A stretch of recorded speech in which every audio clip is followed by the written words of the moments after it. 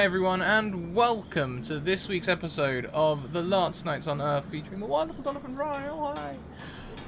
Before we go round and say hello to everyone, let's go through our social links and things. Social links, check out our Discord, our YouTube, and our Twitter. Discord for a safe, inclusive space where you can come and talk about TTRPGs and all the other wonderful things that we do here on the interwebs.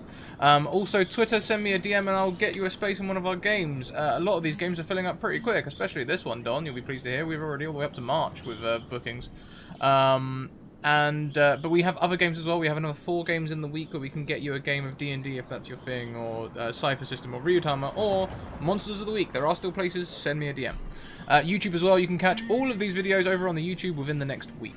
Patreon. We have a Patreon. Every $1 you can support us for as little as $1 a month, and every dollar really helps us out. We recently hit and have held our goal of $500, so thank you so much, everyone. It's not just been a fleeting thing. We held on to it, so thank you all. It really does make this possible. It really does, so thank you.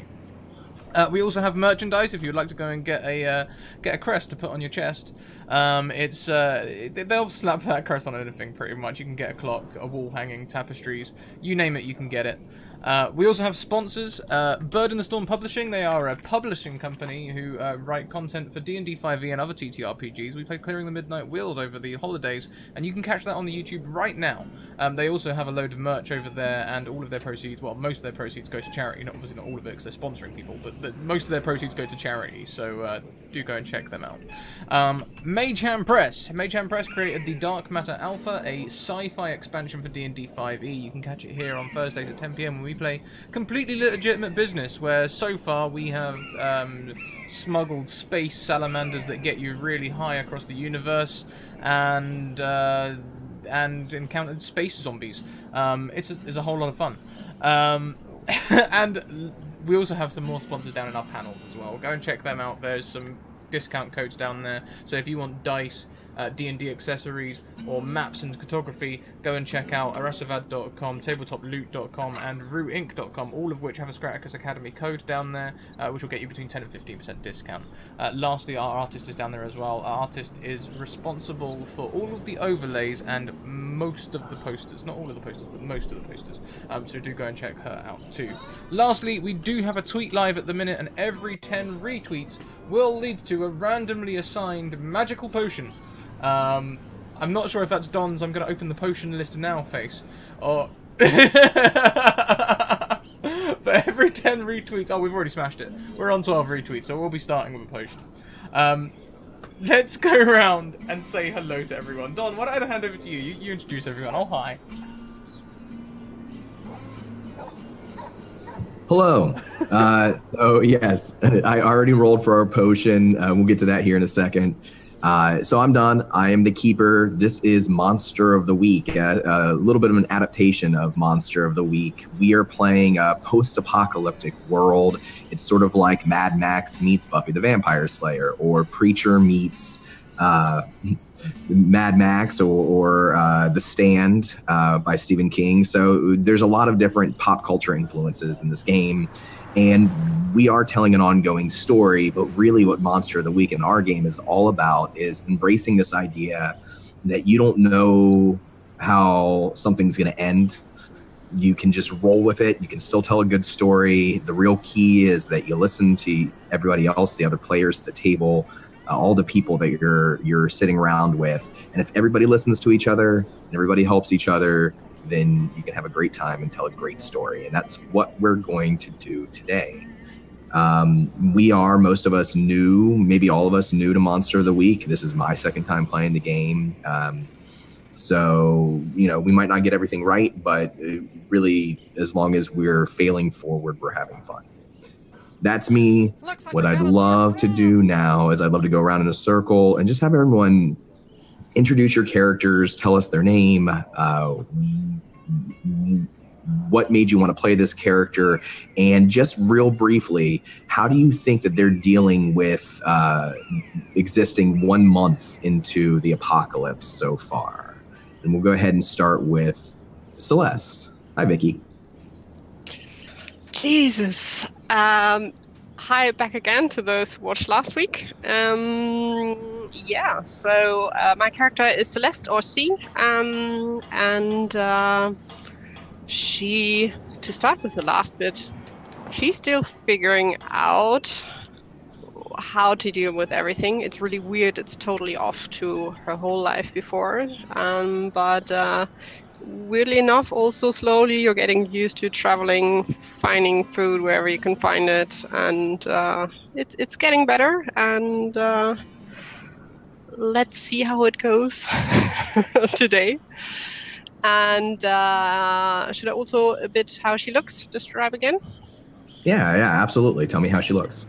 So she's in her mid-20s. She was turned slightly by the virus, but mainly the only thing you see, her hair turned white. That's the only thing, at least so far what she figured out. So white hair now, curly, wild, a bit of a goth look, wearing a biker jacket, red one, jeans, biker boots, always carries a knife around, and some of her weapons, and has her brother by her side. So always in company of party werewolf.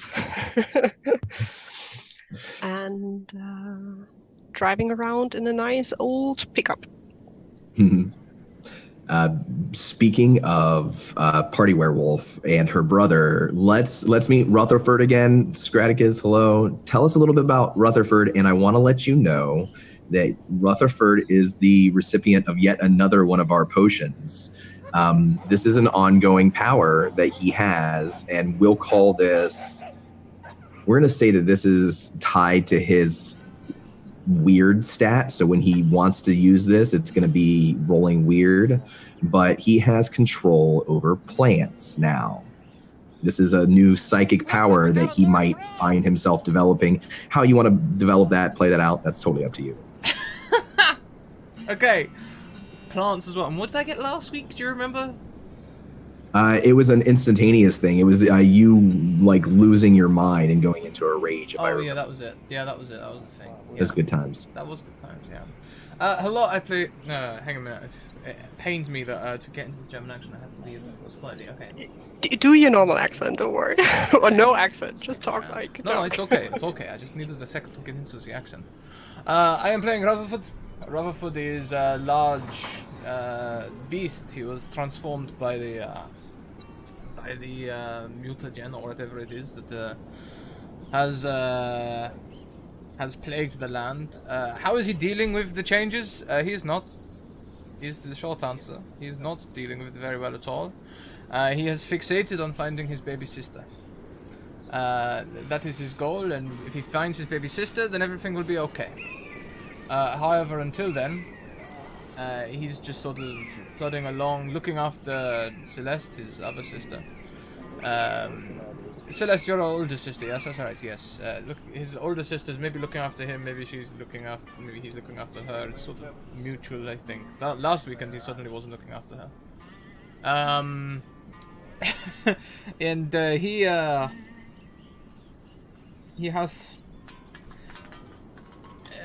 has not had so easy a time with the transformations where Celeste has just had her hair turned white while she is a lucky little flower. Rutherford has completely transformed. He is huge. He has bulked right out. He has muscles rippling all over his body. Not natural muscles. He's not like a gym nut or anything like that. He's also covered in hairs. And he is honestly quite beastly. I think he maintains, some affections of being a person. He wears a large poncho. It's about the only thing he can get to fit over his bulk. Until they find some sort of extra large store that hasn't been raided yet, then maybe, who knows, maybe he'll get a tux or something. We'll see. But in the meantime, he's wearing a poncho and some slightly torn jeans. And I keep thinking of his skin being blue like the beast, but I don't think that's true. I think it's sort of a dark black that could maybe be mistaken for blue. And that is Rutherford. Thank you. That's Rutherford. And we'll talk a little bit about this, but in our post-apocalyptic world, some of the survivors of the virus that has ravaged the world have begun to develop strange changes. Some of these are psychic powers. Some of them are more obvious and grotesque physical mutations. And that we assume is something that Rutherford is experiencing. He cannot change back into a man shape. He's permanently this woven hybrid, and so people react. Sometimes they react poorly to him because he's terrifying to look at. Also, thank you very much to Ozzy, who comes in with a 5-month resub. Ozzy, you have a reroll to gift to a player of your choice. Sorry, carry on. Wolfman gets the reroll. Rutherford. So that's our 2 ongoing characters that we met last week in the first episode. Let's meet our characters today, and we'll bring them into the story here in a little bit. But I want to know a little bit about them. Feel free to tell me whatever you like. Most of all, how are they dealing with being a part of the apocalypse? And first, I want to say hi to Michael. Tell us about your character. Hello, I will be playing Penny Door. She kind of had to step up. The middleman don't stop just because the apocalypse has occurred. Her job is still the same in protecting humans. Penny's been moving from middle building to middle building to reconnect the network, working her way towards where her husband is. She lost the middleman and had to step up. The cousin's the only link to family she's had since the rest of them kind of disowned her. So she's just trying to fight her way too and hoping to find her cousin along the way, because when the cousin's gone, her link to humanity is kind of gone. So let me ask you this about the middleman. So this is an organization that, how do they protect people? What's sort of their purview?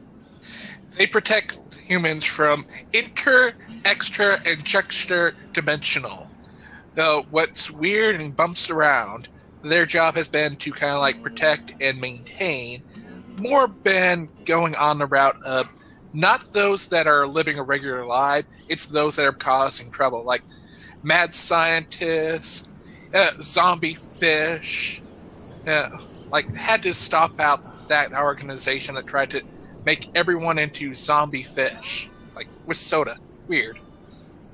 So, and what you said is that this group of protectors, they still exist in the apocalypse, but communication's been difficult, and she's trying to reconnect with the other headquarters to find out what's the new direction. What do we do next? Yeah, because we can't talk to ODS 2K anymore, so we gotta connect each building. So that's what she's been doing to work her way towards here. All right. So I got a thank you very much, Edmund, for the sub donation. I'm going to go ahead and roll right now 1d4 to determine who's going to get the reroll. I mean, you can also take the reroll. Oh, can I? Never mind. I'm taking it for me. Yeah, I was saying, it's any dice that hits the table, so you can have that just as much as anyone else.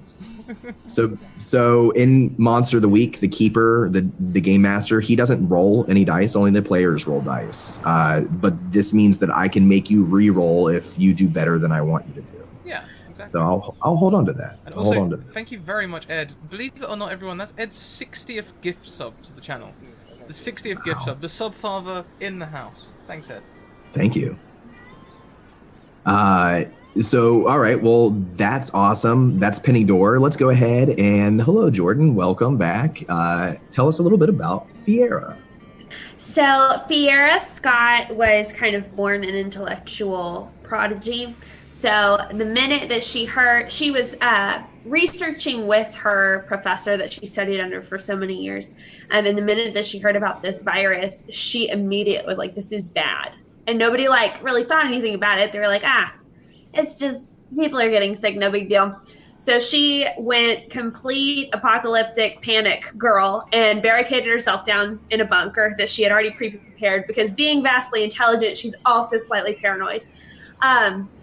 And so she has spent this entire time from the minute she heard about the virus until 2 days ago down in this bunker. And she finally came to her senses and realized all of the books and the like important documents in the world are not going to save themselves, and so it's her responsibility to save them all. And so that's the only reason she's come out. She's slightly nervous about things, but she's kind of just like come to the realization that if she catches the virus, she's going to have the virus, and she'll have to figure that out like she does with everything else. So she's like in her lower 30s, so like 31. Okay. So we'll get to her again in a little bit, because where she is and how she's come there will be important. But I don't want to spoil anything just yet. What is she? Is she still dressed like the world exists, or has she taken on some sort of appearance of the apocalypse? How has she adapted in that way? She very plain clothes. She's kind of going at it as if it were Hunger Games. So she's got a light jacket on and a black t-shirt and jeans and combat boots. She's got a backpack that's big enough to hold what supplies she needs. She's planning on going back to her bunker because she's just like, yeah. So she has just enough to get her through like maybe like 24 hours, and then another bag to hold all of the books she plans on saving and all the documents. So a little bit of a mix of both. She's Excellent. definitely clean. She might be the last one, probably the last one. All right, well, great. So let's go ahead and get started. Thank you very much, Prax, for the resub. That's 5 months in a row, and the reroll goes to Celeste. And also, thank you very much to Kentucky Hawkeye, who donates a reroll for Fiera as well. So we start the game with Don the Keeper having 1 reroll, Celeste having 1 reroll, and Fiera starting with 2 rerolls. Excellent. All right. So, no one knows where or how the apocalypse began. The virus, its origin. Whether or not it was hatched in some secret military facility, or if it was a plague sent to Earth to punish a world that had embraced greed and wickedness. All anyone knew was that Captain Trips first appeared on Christmas Eve, 2018, and by January 21st, 2019, the world as we knew it had ended. The airborne virus started like a common flu, but within 2 days, its victims' internal organs began to shut down until eventually their hearts exploded and they died. 99.8% of the world's population has perished due to the virus, and because of the collapse of infrastructure that happened after the virus. America is now a graveyard of dead cities and towns. Corpses still litter the streets, silent, and in the abandoned homes that were once theirs. Strange psychic powers and wild physical mutations have infected many of those who have survived the virus itself, and these mutations are a great source of fear, panic, and anger for normal, unaffected survivors.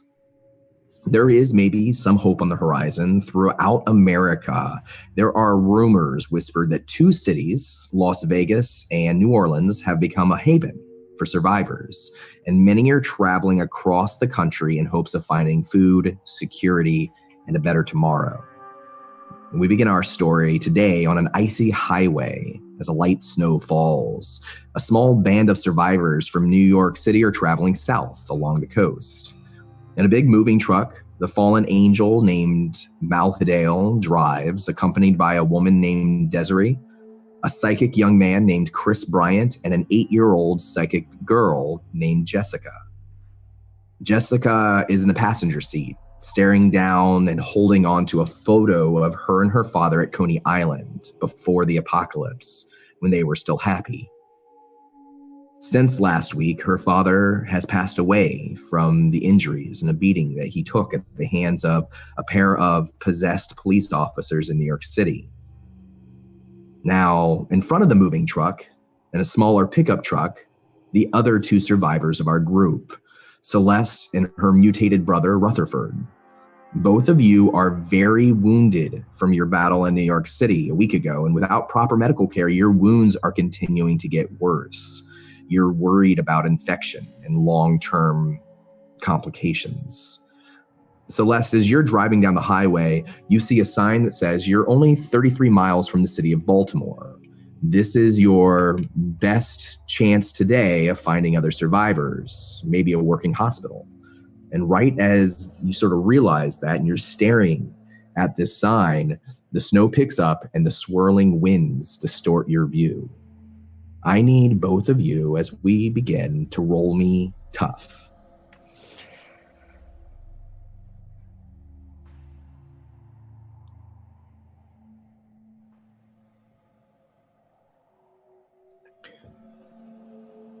Rutherford, with a roll of a 12, despite your injuries, you are actually able to have healed, and perhaps it has something to do with your mutation. You lose 1 harm from your character sheet. However, Celeste... I have a question regarding that, Don. Yeah, absolutely. If I am on the dying side of harm, and I remove 1 harm, which takes me to the okay side of harm, do I then become stable? You are now stable. That is correct. Thank you. However, Celeste, with a 4 on your tough roll... Stop. Can I use a luck? Because you want to use your reroll? Yeah. Absolutely. No, I want to use the luck if I can, because I can change it into a 12. Yes. So you change it to a 12, and instead of suffering infection, you actually are able to heal 1 harm. Does that stabilize Celeste?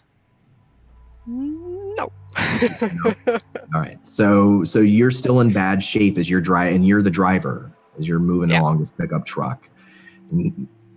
It's been quiet now for a little while.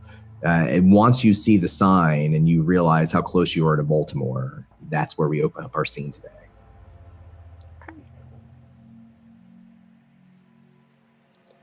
So I guess Rutherford's still in the back. He's probably been laying down or something, maybe sleeping it off. Maybe that's why he's starting to feel a bit better. Oh, actually, I guess he probably would have some sort of like werewolf like healing thing. That would narratively describe that quite well. As his wounds start to bind themselves up. And the other people from last week are still in the van with us? So the other folks from last week are in the large moving truck that's behind you on the road. It's following you. You're in Celeste's pickup truck, and she's driving ahead. And I guess I would have spent quite some time to bandage, fix however I could my brother, but not so much taking care of myself. So it makes sense. I guess I'll wake from a sleep. Celeste, are you okay? I'm fine, but next city ahead, I would say let's go there and see if we can get some more stuff, medical stuff, and see more food. Yeah, I could eat a horse. Not literally. See if we can find that. Could I put my arm out and just motion to the others that I plan to go basically towards the city? Absolutely. And as you do, go ahead and roll me a sharp. Rutherford, you can roll this too.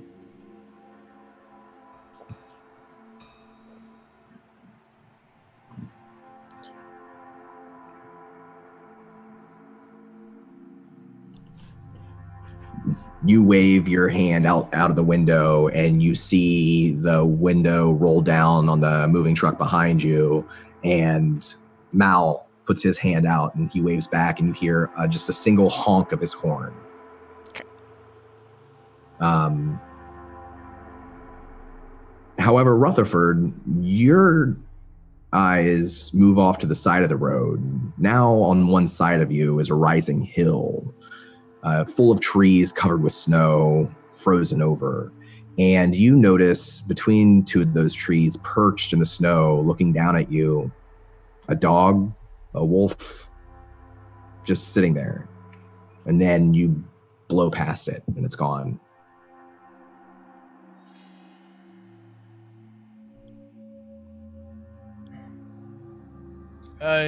He'll just maintain eye contact.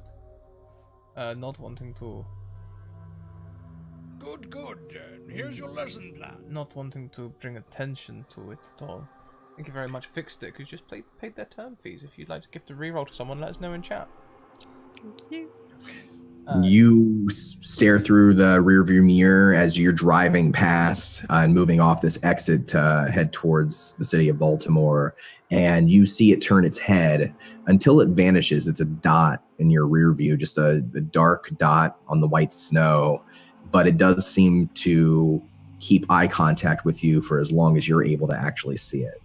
And to be clear, I'm hiding in the background, in the back of the truck, right? You're in like the bed of the pickup truck, right? Yeah.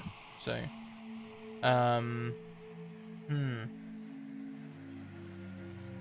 Okay. Although you could also, it's winter dawn, right? So you could sit next to me. I think that makes more sense. If you want to climb up in the front because it's cold, it is cold. It is cold, yeah. And I could do that. It's probably a bit of a tight squeeze, though. You know, he's a big wolf.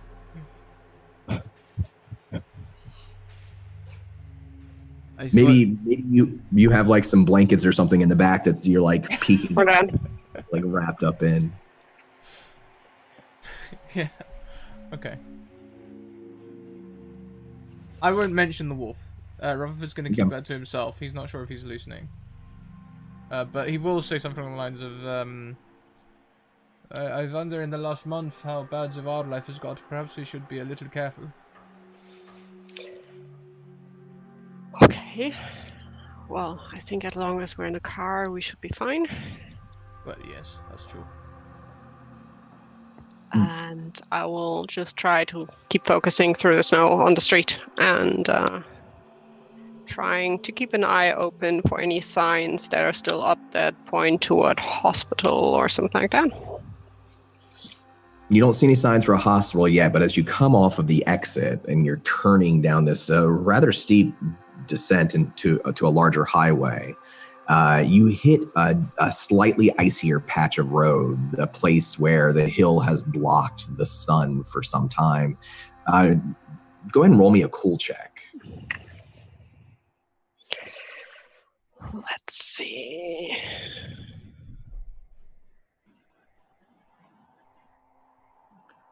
You're able to keep it nice and even. You don't slam onto your brakes. You don't spin out. The car behind you slows down, and there's a little bit of distance between the two of you. As it's a much larger truck, it just takes them, they take it a little bit easier around that curve. And as you come around to the main highway, Rutherford, you see again on the side of the road another wolf. It's just perched off to the side. And it's watching you as you blow past in the back of the truck. This time I will point out, Celeste, you see the wolf on the side of the road? I guess I do. Done? I see it, right? Yeah, and roll me a sharp check here. Oh, God.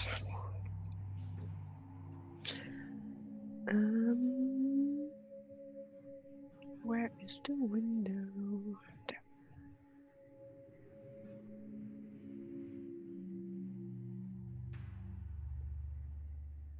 $11. All right. As you spot the wolf, you hear something else. It's coming out from the other side of the truck, through the passenger side. It sounds like another horn, another car horn, but this one, different pitch than the truck's horn that you just heard, than the moving truck's horn. Okay. I will just tell Rutherford, keep your eyes open. There are others on the road. Yes, I imagine we can't be the only ones who are trying to pick the smaller towns and cities. As the moving truck joins you on the main highway, the moment it gets past that icy stretch that you had already passed, you hear that horn again, and then you see exploding off the side of the road, out from the tree line, a pair of vehicles. These are not trucks, but one of them does look like the sort of armored car that would drive money to a bank and park outside a bank. Another one's a much more simple sedan. And one of these armored vehicles slams into the back of the moving truck. And for a second, you look behind you, you see your friends spinning out on the side of the road. Hang on a minute. Where was the 8-year-old girl? Is she in with us or she's in with them? She's with them. Fuck. It's just the two of you in your truck. C would try to find a way to brake without crashing somewhere because it's icy, and try to turn around. All right. Go ahead and roll me another cool check to act under pressure. Oh, you fucking idiot. I know what I'm gonna do. This is gonna be terrible. Let's see what happens first. You are able to turn around. Your wheels of your pickup truck screech as you spin. You hit a patch of ice and you almost lose it for a minute. It takes you a second to right yourself. And in that time, the smaller car, the unarmored vehicle, is driving directly for you now. It's a game of chicken a little bit. They're coming straight at you as you've turned around, and you can see that there's a man in the front seat, in the passenger seat, and he looks at first dark, like maybe he's covered in blankets or some sort of poncho or cloth. But as the vehicle gets closer to you, you realize that it's some sort of creature much like your brother. Oh. And that's the armored car coming for us? It's the unarmored car coming for you. The armored car is now circled around and trying to get in front of the moving truck before your friends behind you are able to get back on the road. Oh, it's coming straight for us. You remember how I described Rutherford was like a spring last time, ready to pounce? Yeah, injuries and all, he's like that again. The thing is, I'm tempted to get my gun out and try to shoot. Just up front, like a very bad movie. I have although for my rifle, I would need 2 hands probably, so... It'd be tricky, but you could try it. You could try to steer with your knee for a second. Quite sure she would do, because she would know that if we get close, Rutherford would try to jump. Do something stupid. She knows Rutherford so well. We had a month now. So. Yeah. But like, you can also rest the rifle on the wing mirror if you want to shoot one-handed. Yeah, I will try that. Just rest it there, and so go ahead and roll me a cool check, and then take your attack. So let's see.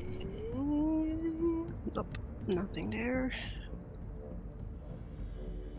I hate the pop-up window, it always disappears. Oh, yeah. And Rutherford, you can go ahead and roll me a sharp check. And Rutherford is like pouncing, getting ready to jump off of the back of this pickup truck, correct? That's correct, yeah.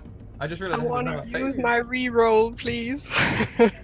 You should reroll, absolutely. Yes, I don't want to fail that miserably. See, I don't mind failing at things like sharp tests, you know.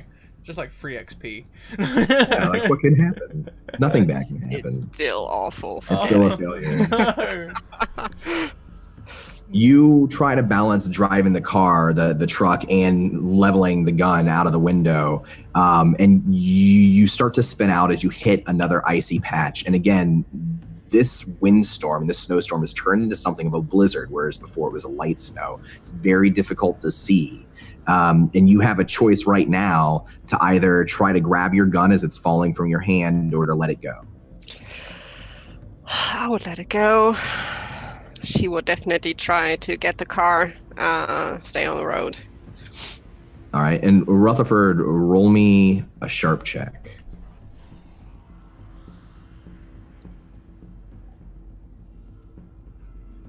Excellent. We did just get another reroll come in from Fishstick for Celeste, so Celeste has another one now. Thank you. Thank you. I will not be using a reroll because that's a 6, right? A 6 is a fail, right? So you both got a fail. You both gain experience. That's my last experience before I get a thingy. Awesome. Yeah, that is one of the things that for folks watching who don't know the system that I love about Monster of the Week is that you level up by failing. So failing is kind of good. You get better by failing, and so we embrace narratively what happens when you fail. In this case, it's that Celeste has dropped her gun and Rutherford hasn't seen something. What's Rutherford doing? First of all, I'm taking another monstrous move. I'm going to take, in view of how we rolled at the very beginning of the game, I'm going to take Unquenchable Vitality, so I actually do have a heal myself thing. Okay. And then clear my track. And Rutherford is going to be getting ready to pounce. As the car starts to like spin out of control, he's going to sort of climb up onto the cab, so Celeste will hear his bolt as he gets on the roof, as he's getting ready to spring for the other car. All right, so you can feel his weight over you, Celeste, and hear the crunch of metal as he climbs up on top, even as you're spinning and trying to keep your pickup truck under control. Straticus, go ahead and if you want to roll your tough, if you want to make this attack, go for it. Can as reaction, I just yell no, rather? No. Oh, I'm gonna use a reroll. Go for it.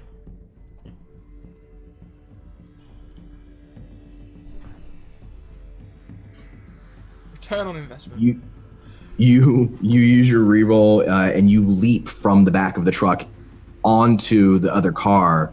This car is not turning. It is driving straight towards you. Celeste, as you see your brother, the furball he is, jump through the blizzard and land on top of this other car, you have to make another decision. Do you turn away or do you keep driving forward and hope that the other car turns?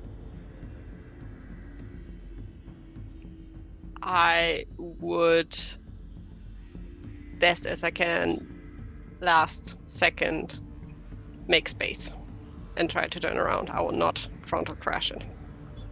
All right, roll me another cool check. I don't know how long it's going to take me to regain myself, but I want to try and influence that as on this end of things as well. And what does Rutherford do? Once you slam under the hood of the other car, you see you've got like a second now. They're gonna hit each other. What does he do? He's gonna try and slam his hand through the windscreen, and he just wants to spin that wheel so that the car flips. Turn it too fast for the speed it's going. Go ahead and roll me. We'll call this kick some ass. So this is a tough check. A 9. You both succeed on your rolls, but because you rolled between a 7 and a 9, there are some consequences. Rutherford, you smash your hand through the window, and now that you're there in front of it, you can see both passenger, the driver and the passenger. They both look a lot like you and a lot like the beast that you remember the last time you saw your sister. One of them has a gun. It's pointing the gun up at you. But before it can pull the trigger, you grab the wheel, you spin the car, it flips onto its side and turns several times over. Celeste, you do manage to swerve away and avoid crashing yourself. Ahead of you, just through the blizzard, you can't see exactly, but it looks like several figures getting out of the moving truck and several figures getting out of the moving car. And then, because of the failed sharp check from Rutherford earlier, the consequence is that you did not see a third vehicle, and it slams into the side rear of your pickup truck. Roll me a tough check, Celeste. This is going so well. You've got another reroll if you want it. Yeah, I will use it to my other reroll. Let's see. Yeah, that's much better. Thank you for the reroll, guys. Except for I have another reroll. I hate you. No, I don't. And I want you to roll one more time for me. Oh no! I can live with that. Last time it was similar, so. Rutherford, as your car flips several times, roll me a tough check as well. Oh boy. Yeah. Yeah, could be worse. You only take one harm, but rather than a much worse injury, but you are knocked unconscious from the force of the blow, at least temporarily. So Celeste, your car is smashed into by a third vehicle. This one's armored, like the other one, not like the one that you just avoided. And as it crashes into the back of your pickup truck, you can feel the metal of the back of your truck smash in. It's a very, very bad hit. You're spinning in the middle of the street, and then your truck comes to a stop. Your head smashes into the dashboard in front of you. You can feel a little bit of blood on your fingers, on your forehead, dripping into your eyes. You don't take any wounds, any harm, but you can't get your truck started again, and you can see that this armored vehicle is speeding towards you. Can I try to get out of the car, and I will try to run where I know my brother is. Although I'm also worried about the others, but priority is definitely my brother. So just All right. door open, Absolutely. jumping out and trying to... Jump out into the snow, and you start rushing towards where you can see the smoke rising from your brother's accident. This vehicle is driving now you down. It does not crash into your car, but it's chasing you as you're running through the snow and over the ice. Go ahead and roll me a cool check. We'll call it a cool check.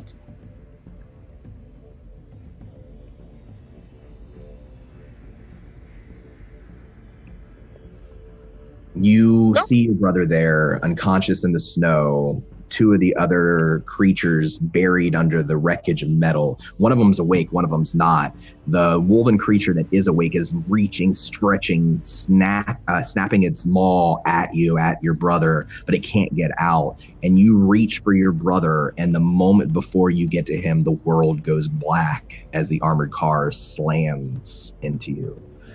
And you are both unconscious. Great. Celeste, you will take 2 harm. Don't.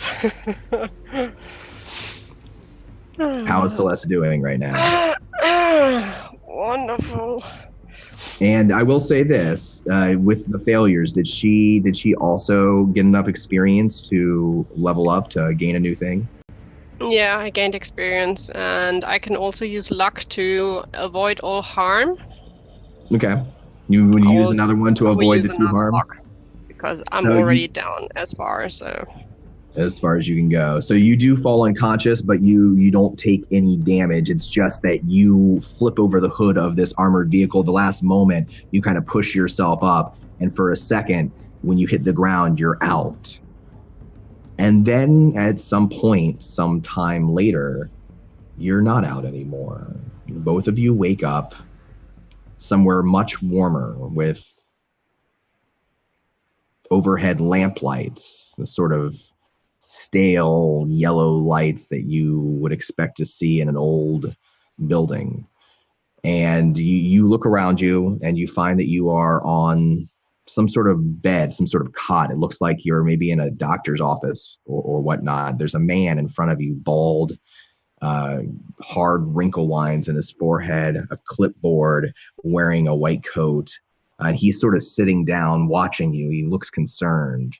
Roll me a tough. Let's see who wakes up first.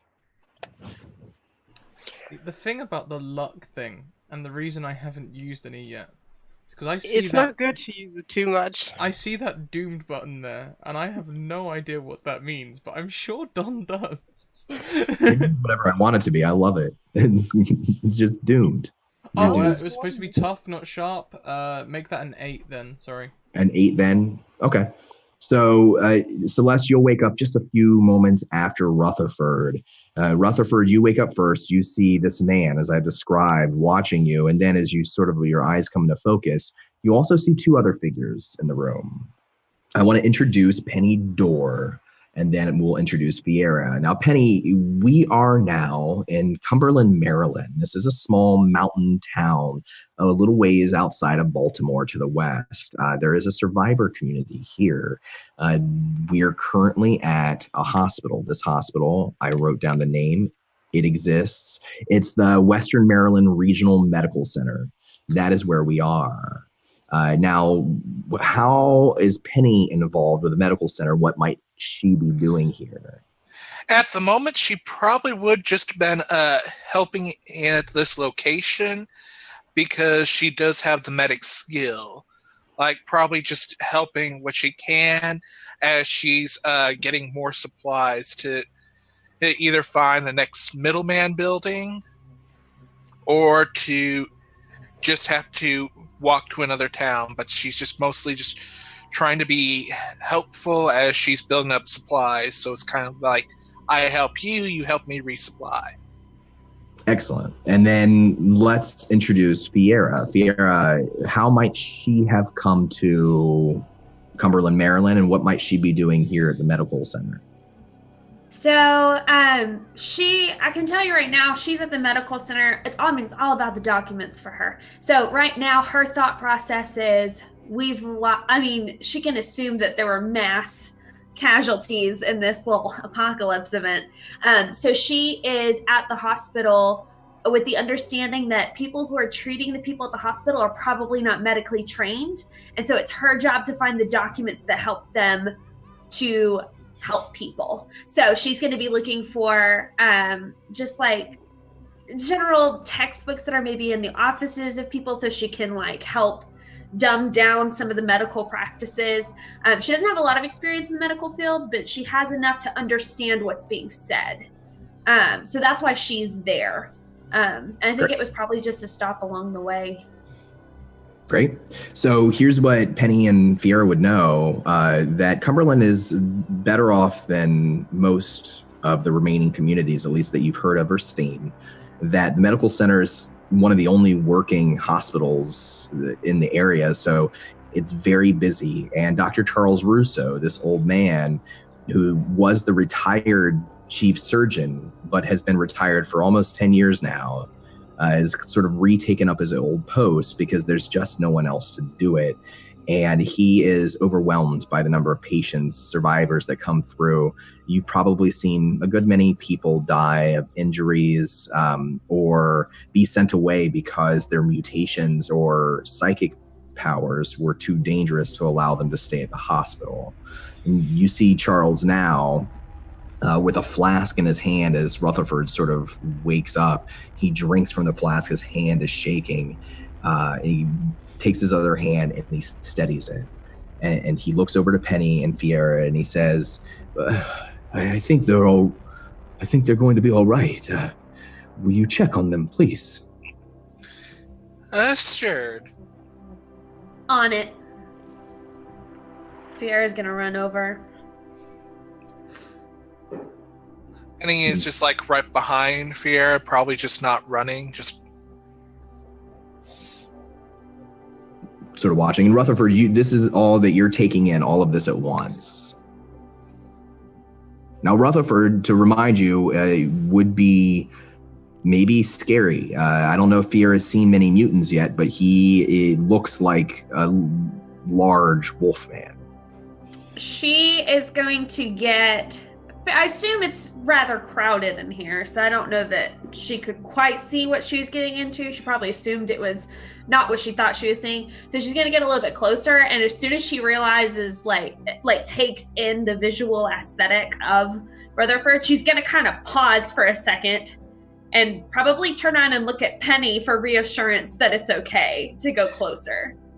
Would they have bound Rutherford to the bed? Right, yeah, they brought in Rutherford's cot's actually a little different than the other cots here. His looks like maybe it was taken from the mental ward. So there are some straps to sort of keep him bound down. Is he lying next to me, or? And he is. And we'll say at this point, as they're coming over too, Celeste, you're starting to stir and take this in as well. Okay. I think after Fiera kind of gets, I assume she's going to look at Penny and say, are we good? What? They have sustained injuries, but they are both healthy, relatively speaking. I've done best I can to help stabilize them.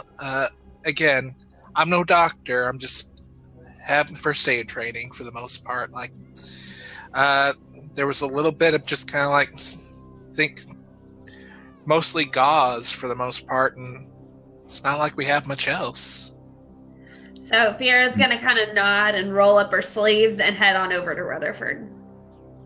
Great. Now, we'll say that you have had enough time before this, Penny, to have helped out Dr. Russo with the two of them. And Celeste is in worse shape than Rutherford. If you have a move that allows you to do some medical attention, we can go ahead and do that real quick, and then we'll move over to Fiera and Rutherford. Yes. When you do first aid, roll on cool. On a plus 10 plus, the patient is stabilized and healed 2 harm. 7 to 9, choose 2 harm, or 1 stabilized to the injury. On a miss, you cause an extra 1 harm, and this move takes place of regular first aid. All right, so go ahead and roll that for me, and let's see how we do. This is for Celeste. So with a 10, she is healed 2 harm, is that correct? Yes, the patient is stabilized and healed of 2 harm. All right. And let's go ahead and roll for Rutherford as well. See if you were able to help him.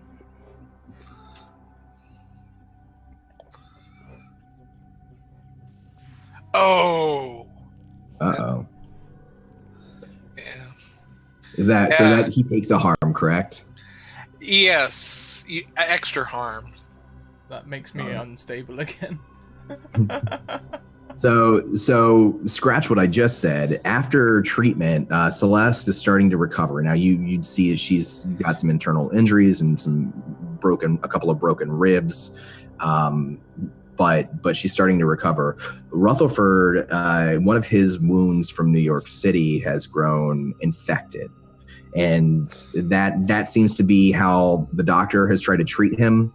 You would see in the charts, Fiera, that antibiotics have been administered to Rutherford, but they have been ineffective, and the doctor believes it might have something to do with his mutation. Okay. As She's you gonna- approach, Rutherford is just staring at you. Can I move meanwhile as well? Absolutely. So I would try to just basically get up and jump out of bed, which probably is not a good idea, but trying to get over to Rutherford to check on him. Penny probably would just go over there to kind of help stabilize you so you don't fall over quickly. They're there, just kind of like an arm to help stabilize Celeste. You're going to be fine. We're doing the best we can to help out. Where are we? Well, we're in a hospital, for better words. In Baltimore? Yes, ma'am.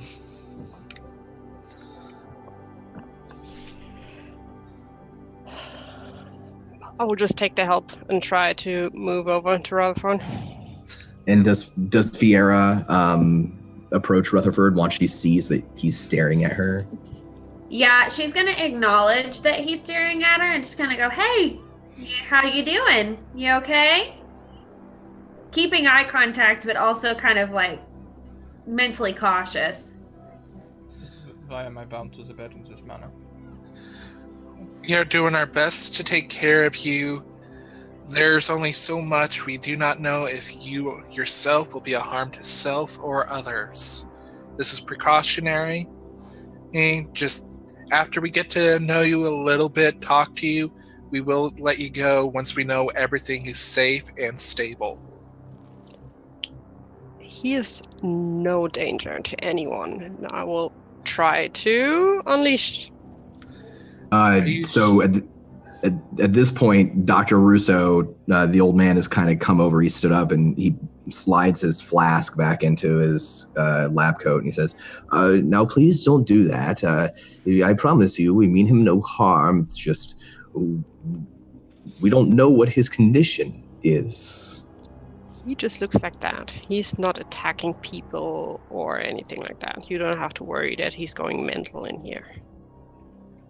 That is a good sign. We've had other experiences with those who look like him, so we're just a little cautious is all. I've been with him since this started, and there was nothing wrong except how he looks. Wait, Celeste, Obviously, he's a bit stronger. Wait, what are these experiences with others that look like me? Not positive, unfortunately. Tell me more. There have been several who have come through the hospital, and we've tried to treat them, and they've attacked other patients or the staff, and we're a very small staff, and I'm sorry, but if we aren't here, if we are hurt, then all of the patients that come to our hospital are in danger. You yourself, you need help. You're not well, son. I do not need your help. And may I try and use my unquenchable vitality for the first time, where I roll cool, and it works a lot like Penny's first aid check, to be fair. Absolutely, yeah. I'm not very good at cool. My injury. So he takes another harm. Well, it just says on a miss your injuries worsen, so I guess that is another harm. Yeah, that's another harm. So this is what is he struggling against his bindings? I think what probably happens is he probably like takes a deep breath, closes his eyes, and tries to just like heal like he did in the van. But all he does is just give the infection a chance to spread a little more, I guess. Yeah, it hurts. This is a wound in your side that you thought was getting better, and obviously it's getting worse. And you can feel it now in your spleen. If you've ever had that sort of sickness where your organs ache, that's what this feels like, except for it's also this sharp pain where your wound is. And as you sort of struggle with this in the moment, Charles will bend down next to you and he'll take out the flask and he'll say, "No, I promise you, I mean you no harm. We just we need some more time with you. If you don't mind staying bound, I won't hurt you. Here, do you want a little bit of this?" What's in the flask? It's just whiskey, son. At that point, Fear is going to turn around and say, you need to put that down. Can I try to grab it? Because I would like a sip. And Penny would probably be assisting her go over. Yeah, I would try to be basically next to Rutherford, making sure that they are not making it worse, because it seems to getting worse and worse, not better. Yeah, he's not going to fight you. He's old. He's probably 75, 80 years old. You can snatch the flask right out of his hand. No, just thank you. I think I could use that. I doubt my brother should drink. And what the hell did you do? He looks worse than before. I suppose I was in a amazing car accident. I did the best I can.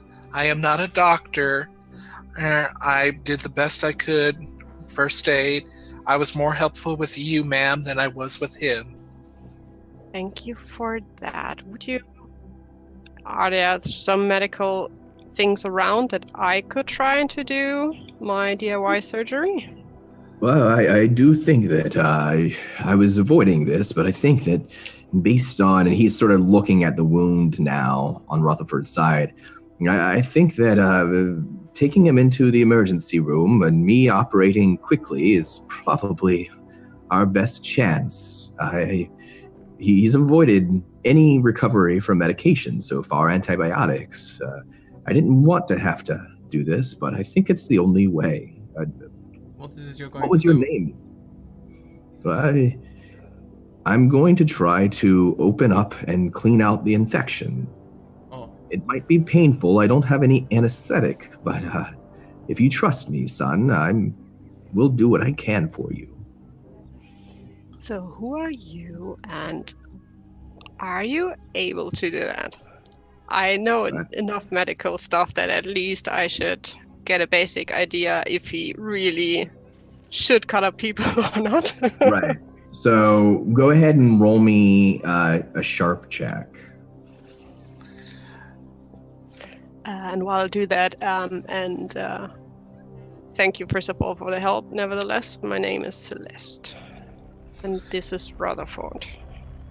I'm Dr. Charles Rousseau. This is Penny, and this is Fiera. They've been helping me, and my son, he's around somewhere. Frank, he's been helping too, but I'm afraid we're the entire staff here. Now, I know I look old, but I've been a doctor my entire adult life, and I promise you, I'm your friend's best chance. What's happened? With a 9, you would think that, it seems that he, based on the surroundings and what you've heard, he probably does know what he's talking about. It does concern you that his age and the fact that he was drinking from that flask, which if you smell it, it is whiskey. It does smell like whiskey. I drank a sip when it's like whiskey, not much, but just like...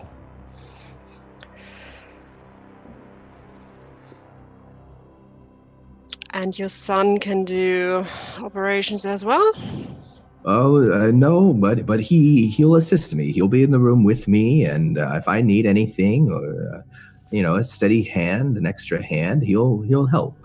He's a good boy, Frank. He is, the closest thing we have to security around here. How did we get here? What happened to the others? Where is Jessica? Where is the girl? I'm sorry, but what others? Who's Jessica? We found you on the side of the road, our men, and they brought you here. There were no others. We had friends with us. Most likely they had to find a safe location. It did not look like a safe scene. Once we take care of Rutherford here, I assure you we can speak to the others in town. There are others here. We are in a good area. You're with friends, and maybe your friends have come here as well. Doctor, are there others like me? Well, I'd never seen anyone quite like you, son, but there are others who... We were attacked by men like me on the road. That's not positive. Attacked? It is possible. We got attacked by them. That is logical. How did they attack you? What happened? 2 armored vehicles in a sedan. Yep. I imagine the wreckage of the sedan was near me where you found me. Yes, that's what they said when they brought you in. Everyone can roll me a... Let's call this a sharp check. Can I use tactical genius on this? Let's see. When reading a bad situation, roll cool instead of sharp. Absolutely. We just click on it, correct? Yeah, I just click on the little button. Whoa, that's a good roll. And that's kind of why, I want to try to, if I can, use that tactical genius. And is that's Celeste there? We still need Fiera. So if you go to character sheet and you look at the little dice symbol next to sharp, just click the dice symbol and it should roll. And a pop-up goes up that you have to say okay to as well. Oh, yeah. All right. I can roll for you. Yeah, I'm sorry. I can't get my character sheet to open. Oh, that's okay. We'll just go ahead and do this. Yeah, usually it'll ask you plus or minus forward. That's if I've given you some sort of bonus on the roll. So that's actually a great roll. So I would say Penny and Fiera, because you've worked here for a little while, you know Charles a little bit. He's very kind. He seems very overwhelmed, but you've never seen him get scared like this before. And he tries to cover it up by turning away towards the door. And he's speaking over his shoulder, so no one can see his face, but you can hear the quiver in his voice. Well, I'm sure your friends are fine and that you're safe now. We're all safe now. But we really must get your friend Rutherford here into the other room and take care of him as quickly as possible. Did you hear about the fires in Manhattan? Not good. That's all I know. There are fires in every city, son, in every town. The story is always the same. We're what's different. Well, now. Who brought us here? Just to be curious. It was my boy, my son, Frank. I definitely wanna talk to him, but if you do any kind of operation on my brother, I will be there as well. I'm at least trained enough. I didn't finish my medicine study, but at least... I'm afraid that I can't have you inside the room at the same time, but I assure you, as soon as we're finished and your brother here is ready, I will let you in to see him. I want to be in that room. I know what to do. I might be able to help. Roll. I have a question. Like, I can't remember. Is this hospital big enough that it might have an operating theater in which, like, she could be able to view the operation without being near? Yes, yeah, it does. It has several of those. It is a large hospital. It's a nice idea. She would still want to be right by his side and All right, roll me a charm able check. to jump in as soon as she has to. Oh, that's... All right. Just whatever happens, even if things go bad, I just need to make sure that you will keep your cool. I will follow your instructions. I just want to help. 2 hands more is not the worst at the table. All right. Well, if you want to help, please help roll him out, and I'll have my boy take you to the operating room. Meanwhile, Penny and Fiera, why don't you accompany too? If you're going to be spending time here and helping out, at least watch from the outside. You might learn a thing or two. Okay, and I assume by this point Fiera kind of knows where everything is, correct? Yeah. You've gotten the layout of the hospital. It's not a huge hospital, but it's sizable. I mean, Cumberland is a medium-sized American town nestled into the mountains, and its medical center is one of the only medical centers in the area, so it's fairly large. So Fiera probably turn to the doc and say, "Hey, I can go ahead and start getting him that direction, and your son can meet us there. Does that work?" Yes, of course. Thank you. I have to go just eat something and take a short rest, and then I'll be in. And don't worry, son. We'll take good care of you. So Fiera will kind of help move Rutherford towards the room we're heading to. And he will assist Celeste as she's going on there, so that way she can get to the point where she can walk normally. Great.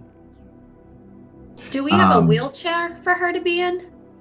Absolutely, yeah. There's wheelchairs. You can put her in one if she's willing to sit in one. You can even unstrap Rutherford if you want. You can do whatever you want. You have full range of the faculties here. And while there are a number of patients, most of them not doing well, most of them quarantined within individual rooms or groaning or mumbling to themselves behind curtains, there's not a lot in the way of staff here. So there's nobody to really stop you from doing anything that you want to do. Frank, is the security of this hospital, but he's about it, and he can't be everywhere at once.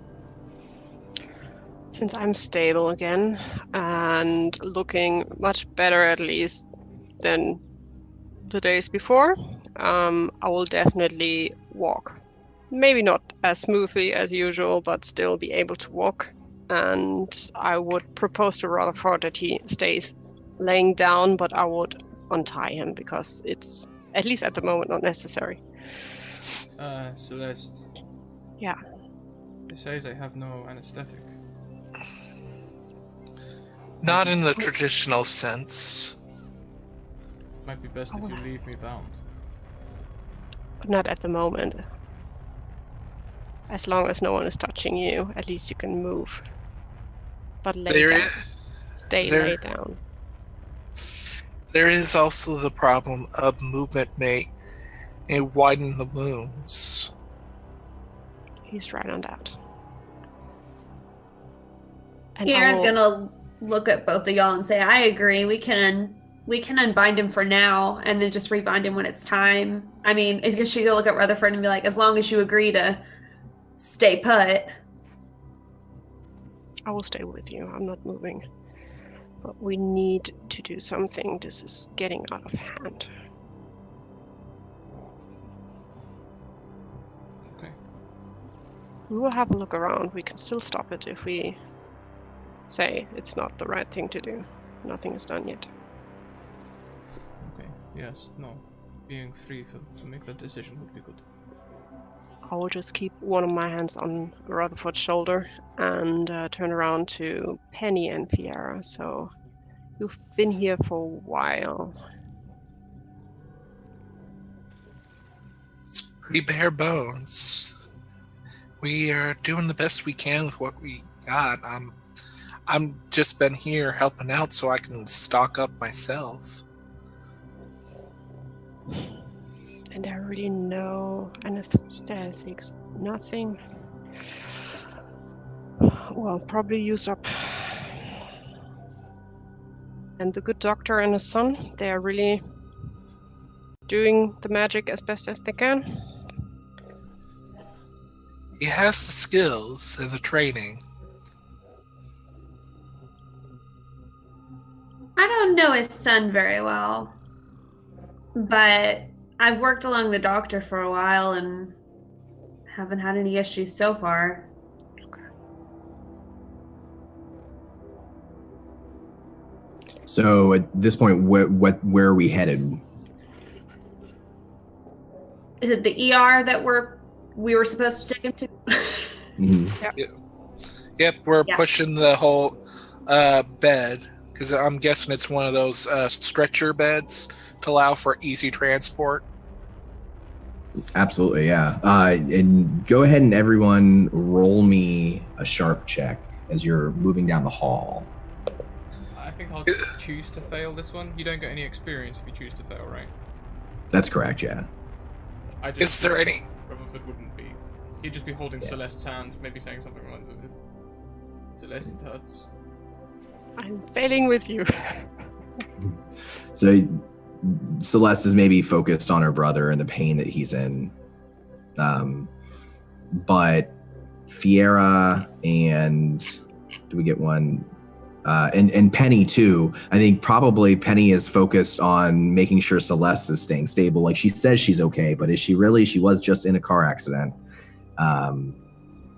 So it's Fiera who, as you're all moving down this hall, you'll see in one of the side rooms, the door open, Frank Russo, and he has a chart. He's wearing tactical police vest, which you've seen him wear before, over top simple white button-down shirt, sweated through. He looks like he hasn't showered in a few days. And there's a young boy who's kind of wheezing. It sounds to you like maybe having an asthma attack or something similar. And Frank's by the bed looking down at him and kind of speaking to him. Oh, you're muted. Unmute myself. I'm gonna mute myself. No, Fiera is probably gonna kind of like stop pushing Rutherford and step over to the side to go walk towards the little boy and Frank, correct? Mm-hmm. That's correct, Frank. Yeah. So do you enter the room, or are you just kind of watching from the outside? She's gonna stop at the doorway and kind of say, "Hey, can I help?" You hear continued from the boy that anxious wheezing, and then Frank looks up and he says, "Oh, Fiera, was it?" Yes. Thank you. At that point, she's gonna walk in. Sorry. Oh, no, please. I'm just taking care of him. We don't have any asthma medication, any inhalers. We've gone through almost everything. Who is that out there? This is Rutherford and his sister, I think. We're taking him to get some medical attention. He's got an infected wound. And she's going to walk over to the little boy and grab his hands and have him put his hands on his head. The boy, like for a second, his eyes go wide as you approach him, and he puts his hands on his head, and you can hear the wheezing slow down just a little bit. And she's going to kind of get down on his level, on the little boy's level, and just kind of reassure him as she's talking to Frank. And Frank watches you with interest. He looks tired, bone tired, but he also looks beyond you out to the hall. He says, "Yes, I remember. They were the car accident, the couple, the mutant and the woman, the hairy one. Is he safe?" Yes, for the moment. He's harmless. But they were talking about another vehicle. Was there another vehicle that came in? There was it didn't come in. There was a truck, larger, I think it was a Penske truck, but there was no one in it. Okay. That's not a good sign. Well, I think he'll be okay for a minute if you want to kind of walk with us and we can kind of discuss what needs to be done with Rutherford. Did my father send you to do this? To help Rutherford or to help the little boy? Oh, no, the Rutherford. Rutherford, yes. All right, where are we taking him? Where's he going? I think the emergency room right now. All right. If you want to take him there and just let my father know, I'll be right over. I just want to have a few words with John here and let him know that I'll be right back as soon as I can. Okay. Vera will walk out of the room and kind of lean over to Penny and tell Penny to go ahead and take him over, and she's going to kind of step around the corner. She's going to stay back. And so as she stays back, does Penny and Celeste, do you continue on towards the ER? Penny will first reply. If you are unable to find anything, by chance there might be mustard seeds about. I know the mustard oil might be of assistance if you can't find anything else to help. I'll keep my eye out. Thank you very much to Kentucky Hawkeye, who donates to give a +1 to Penny's next roll. Thank you, Excellent. Kentucky. All right, so we'll cut away from the main group here for a second. Fiera, you're standing back by the door waiting for Frank to come out? Yeah, she's gonna kind of try to stay out of eye shot because she's just kind of curious. She doesn't she knows of him, she's worked with him, but like she doesn't know him. And I feel like she doesn't really have like the best feelings. They're not like, she's just curious. So she's gonna kind of stay a little off to the side so where he walks out, he doesn't see her. Roll me a sharp check.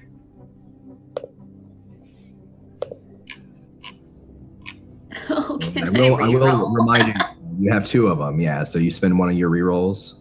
Yeah. Go for it. It's much better. So with an 11, you're standing outside and you're listening. You can hear,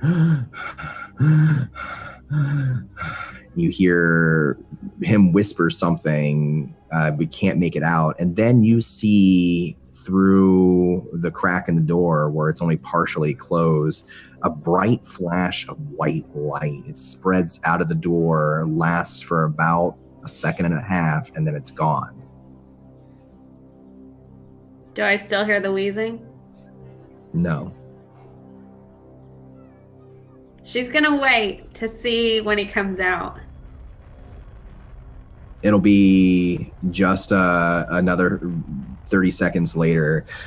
He comes out, takes a deep breath, closes the door behind him, turns, and then that's when he sees you. And he starts for a second. He jumps back a little bit. He says, I thought you were going to the ER. Yeah, I was just thinking about it, and I realized there was, I have another trick for him to, have an easier time breathing. So I'm just gonna, go in there and talk to him for a sec. Of course. I'll see you there. Okay. And she's gonna open the door and check inside. You'll see over your shoulder as you're opening the door that Frank is walking hurriedly down the hall in the direction of ER. He doesn't look behind towards you, and as you creak open the door, the boy is there, his eyes shut, half covered, mostly covered beneath the sheets of his bed. Is he breathing? How does she check? I would assume she'd walk up to him, and if she can't see him breathing or hear him breathing, she's going to check his pulse. Yeah, so when you get close enough to kind of check with your ear and listen, you do hear that he's breathing. As a matter of fact, his cheeks look red and flush. Well, she's confused. So she's going to walk out of the room and look down the hall. Do I still see him hurrying? You see him turn the corner towards ER down the hall. She's going to start following him quickly. She's not running, but she's speed walking. Cool. Meanwhile, we're going to cut back to the main group as you're getting closer to ER. Penny, you're leading Celeste and Rutherford? Yes, pushing the actual, bed stretcher along. Celeste, make me a sharp check.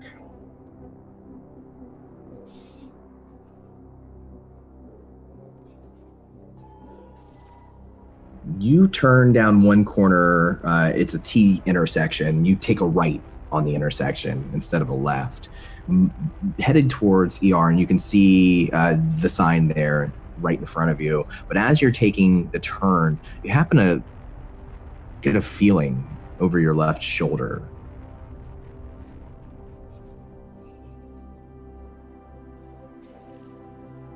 Can I? Yeah. I would just wait a second. Penny, it was. Yes, ma'am. Down there. I just want to get to know where we are and which way to go. Well, we're going towards the upper ER. I believe that way is down towards admission, with a lot of beds we prepped up in the area, but not much more than that, because it has a door to the outside through that route, if memory serves, but it's quite easy to get turned around. I may be wrong. I know the ER is this way, ma'am. I will just pause, take a breath, and then, like, Vicky's curious, but Celeste will focus on her brother and move on towards ER, but keep a mental note for later. She didn't go take a look or anything the other direction? She will not leave Rutherford side. Roll me a weird check. This can only go badly. We've also hit 20 retweets, meaning we have another potion on. Excellent. It can only go badly, as I said. This potion will come into play shortly. It's going to be for Fiera this time. And 1 second, I pull up my potion list.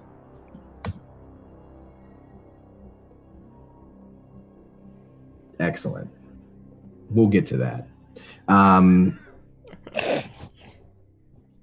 You hear, as you're moving forward with your brother and Penny into ER and towards the operating room, even though you don't look back, you hear the sound of a voice, familiar voice. Celeste? I'm stopping dead as soon as I hear the voice. Is there Turning something around. wrong? Just give me a second. So Yes, ma'am. Rutherford was holding your hand, so do you let go and...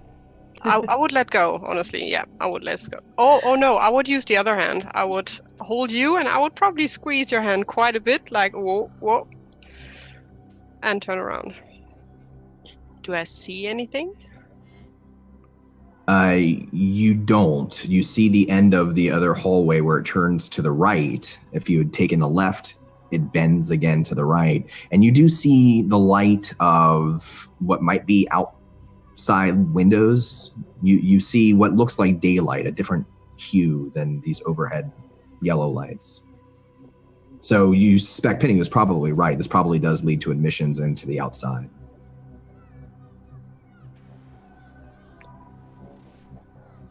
I will just lean down to Rutherford. Can I leave you here just for a minute? I want to check something. Don't do anything stupid. Not if someone does anything. You are free to move. Will you be there for the surgery? Yes. And I will turn to Penny. Could you just wait here for a minute? I want to check something out. Yes, ma'am. Thank you very much. Okay, just don't do anything stupid. Easy. Play nice, you two. And I will walk in the direction where I had the weird feeling.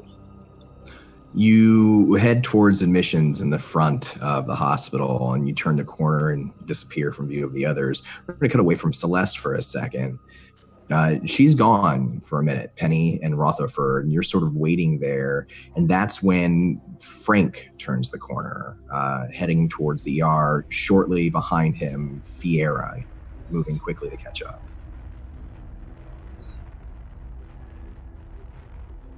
Oh, hi, Penny, right? Yes. That would be me, sir. We're to go to operations, yeah? Yes, Meet my sir. father? All right, well, what are we doing here in the middle of the hallway? Celeste felt that she needed to investigate something. I feel as though Who's her Celeste? brother, the brother of Rutherford, the Wolfman here. Oh, all right. That's fine. I'll check in on her when I can, but right now we need to get this man to ER and get to work. Yes. Actually, can I speak with you for a second? Frank? Sure. Yeah, Penny, will you go ahead and get him prepped? And if my father's asleep, wake him up. Make sure he drinks some water, some coffee, and let him know that I'll be in just a minute. Just be safe. I believe she looked for a reason. There may be something going on. All right, I'll keep that in mind, and I'll make sure that we're secure here in the front before I come in. Yes, sir. And then Penny follows through and does what she was told. Penny and Rutherford push through a double-sided swinging door, moving towards the operation arena, and Frank crosses his arms and kind of gives Fiera an odd look. What is it? She's going to cross her arms and look him dead in the eyes and say, you have 30 seconds to explain what went down in that room. But just now, we just had a conversation. With I guess the little boy. Oh, do conversations involve bright lights? I don't think so. Time's ticking. I'm not sure exactly what you're getting at, what you're talking about. Are you feeling all right? Are you kidding me right now? She's gonna get really annoyed. Roll me a sharp check. Oh, oh. You have so many rerolls. You don't need them. You don't need them. Don't need them. Yeah, you'll notice that even though he's kind of playing it off, that you can see beads of sweat coming down the side of his temple. He says, listen, I know that everything has been bad here, and I know that you're new to the area, but I think that you might want to get some rest. Maybe you shouldn't be part of this operation. Maybe you should just sleep. It kind of looks like you should cool down a little bit. It's getting a little hot in here, isn't it? With all of that, hiding stuff and bright lights and whew. I don't know what you want me to say. I don't know what you saw. Did you check on the boy? Was he okay? He was okay when I left. Yeah, he's fine, but let me put it this way. I've got my eye on you, and if you slip up in any way, you're going to be dealing with me. You got it? Yes, ma'am. Yes, of course. Yeah, you don't have to worry. We're all together on this. That's the way Cumberland's made it so far. That's why we're doing how we're doing. And at that, Fiera will turn around and head into the room where Penny and Rutherford are. He waits outside when Fiera heads in. Fiera, you enter into the room, and before you get there, there's a moment where Rutherford, unbound now, laying down, right, but unbound, and Penny, you move into the operating table, or into the operating room, and Charles Rousseau is already there, getting prepped as well as he can. He's moving slowly. You see that he has another flask, and he's drinking from the flask, and he notices you come in. He's, oh, please come in. Let's move quickly. Do I need to assist with the hands again? Where's my boy? Where's Frank? On their way. They're making sure things are secure, I believe.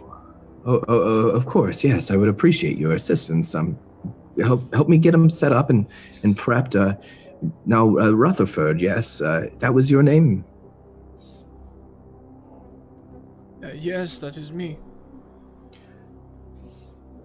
I'm sorry for this. I wish we had more anesthetic, but we've gone through so many of our supplies. I fear this is going to hurt very much.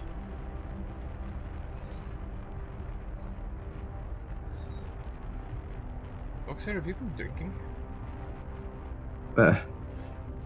Just enough to calm my nerves. It's hard to explain. I have rheumatoid arthritis, and my hands they shake, and this just helps me keep the edge off.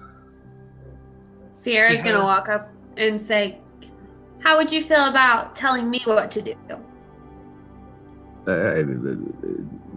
Now listen, young lady. Have you ever done a surgery before? No, but I've read all about it, and I have all of the information. And you have the same information as him. And I'm not intoxicated. I was, and you see him start to get a little huffy, a little offended. I was a surgeon for 35 years. I was the head of surgery. I have saved lives. I've helped people who thought they would never walk again. Rutherford sits up. Do you know what? Actually, I'm feeling much better. And I'm gonna try and use my unquenchable vitality again.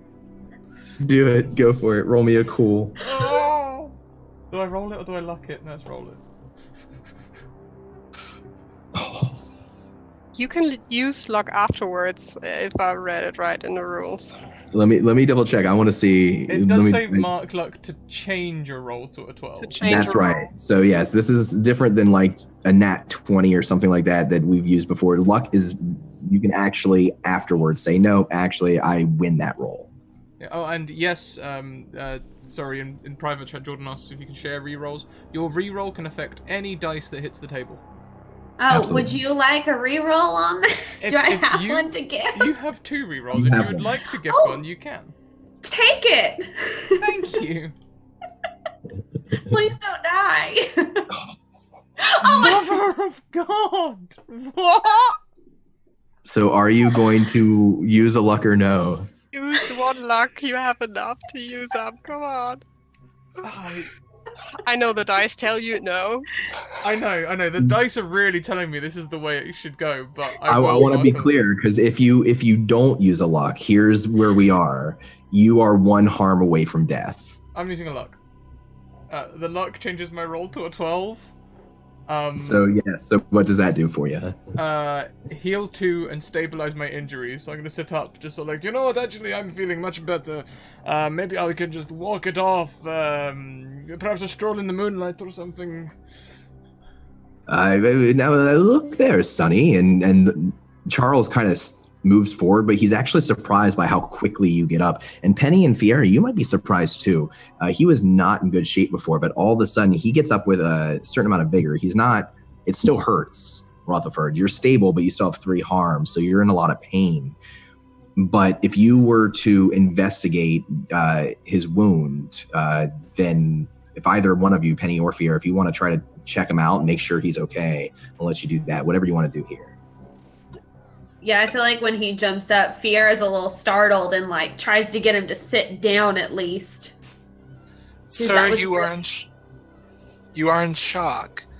Like, it might be best for us to check to make sure that that is accurate. Well, Doctor, this is the apocalypse. We're all in shock. I'll be okay. Can we at least look to make sure? You know, some people get like a second wind right before they keel over, and can just. I'm feeling fitter by the second. I'm sure my sister will be able to look. Where is she? Will you stay seated while we go get her? She is securing. That seems reasonable. She is securing the area. She wanted to make sure you're safe. Penny, do you want to go get her, or you want me to run? I am more than willing to. I will do so if you ask. Yeah, will you run and go get her so that she can at least come back and make sure that he's not hurting himself? Yes, ma'am, but be safe. Will do. And Penny heads out towards Celeste. And Dr. Charles Rousseau kneels down next to Rutherford and he kind of puts out a hand. Don't worry, I'm not going to do anything. Will you just let me see, please? You can look. He does, and he stares at it for a long time, and he looks up to Fiera and he says, damnedest thing. The infection's gone. It's like his body created some sort of antibodies of its own. I've never seen such a fast turnaround. Well, I've only been out here for, I don't know, a little over 48 hours, and I think I've seen crazier, so. Well, thank you. I guess your services aren't needed, but. Ooh. He stands up, wipes off his head. He gets out a handkerchief and wipes off his head, takes out his flask, takes another sip, and says, I'm going to go find my boy. I think Frank will want to know about this. We keep an eye on our friend here. Sure. Is he being suspicious or just kind of... Roll me a sharp check. Okay.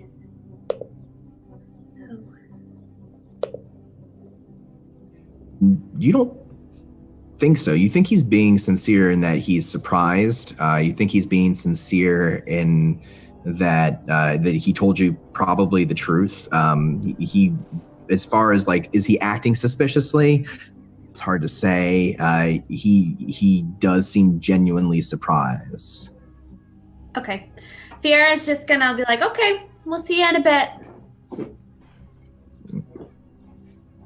We'll cut out from this scene for a second and move to Celeste. Celeste, you're moving through the admissions area of the hospital, and there's no one around. You hear once again off towards the front of the building that voice, that familiar voice, Celeste, but you don't see anybody. I will just keep an eye open, and do I still have at least my stuff with me? Yeah, it was all, we'll say it was in the room with you, sort of packed up, so if you were to stand up, nobody stopped you from picking up your things. And even we'll say you even have your gun back too. Like all your stuff had been gathered up and packed up into a pack. Thank you very much. I would just have my hand on my dagger and or on my knife and move forward and whispering Cassie and try to follow the voice.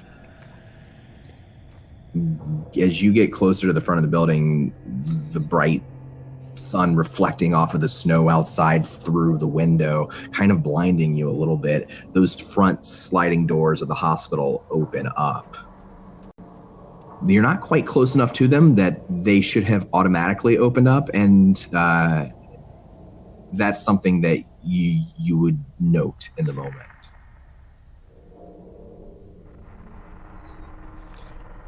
Is there anything right or left where I could, like, hide behind or jump behind just to see if someone is getting through? Absolutely, yeah. Like Penny said, cots and beds and various things have been stashed here in this front administration area. It looks like maybe at some points they've used some of the things here to barricade some of the windows. At the moment, it's all been pulled away from the front door so that people can't enter and exit. Then I would duck and hide and just wait if someone is going through or if the door is just shut again. Roll me another weird check. I'm not good at weird. I'm not bad at weird. It's not your missing sister that you see.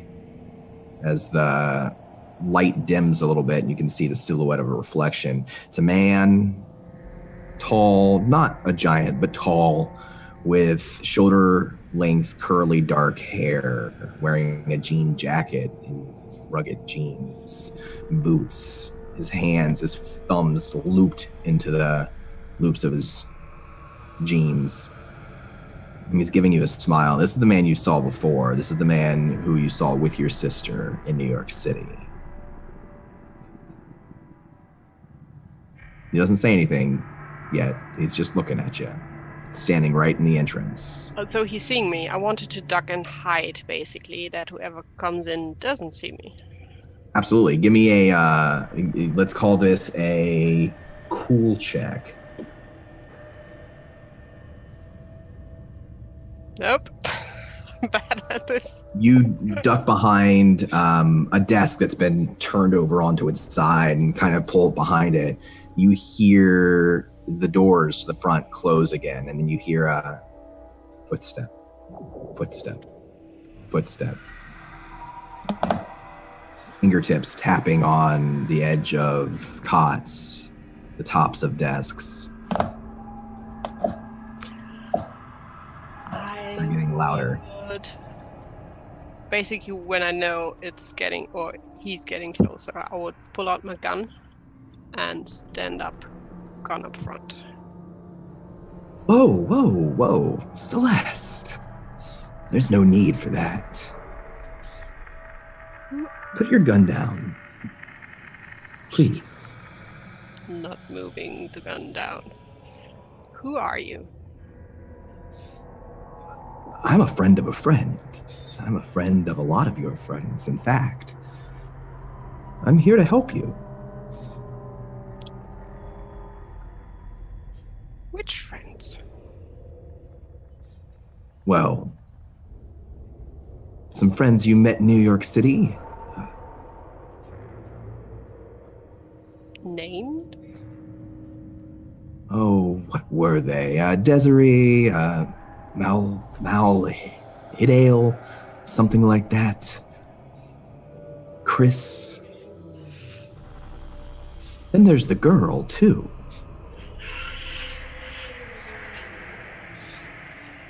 Have you seen them lately? Oh, yes, yes. Very recently. Where? Well, I'm not sure I can trust you. You're acting a little irrationally, Celeste. You know me. I don't know you. Well, I hope to get to know you a lot better, and I hope you'll get to know me a lot better, too. I'm not sure I want to. Your sister did. With that, I would like to pull the trigger. Absolutely. Roll me a tough check. Oh, let's see. Penny, you turn the corner to the front administration office and you see Celeste standing up over an overturned desk. What kind of gun is this? It's a 9mm, so 2 harm. She opens up fire, Penny, but you don't see anybody. It looks like she's just firing at the open, and the glass door to the hospital shatters at her gunfire. Celeste, I need you to go ahead and make me a cool check. I'm crying.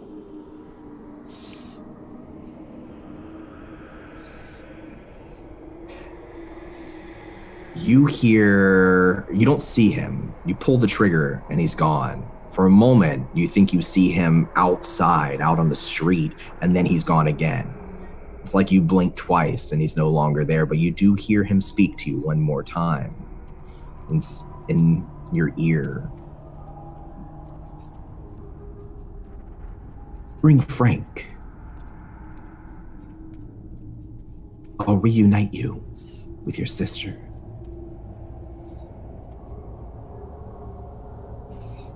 And Penny, this is what you see, her opening up fire onto nothing. And then it's just the two of you. Just one shot. I'm not like... Just one shot. One shot. And as soon as he disappears, I will lower my gun.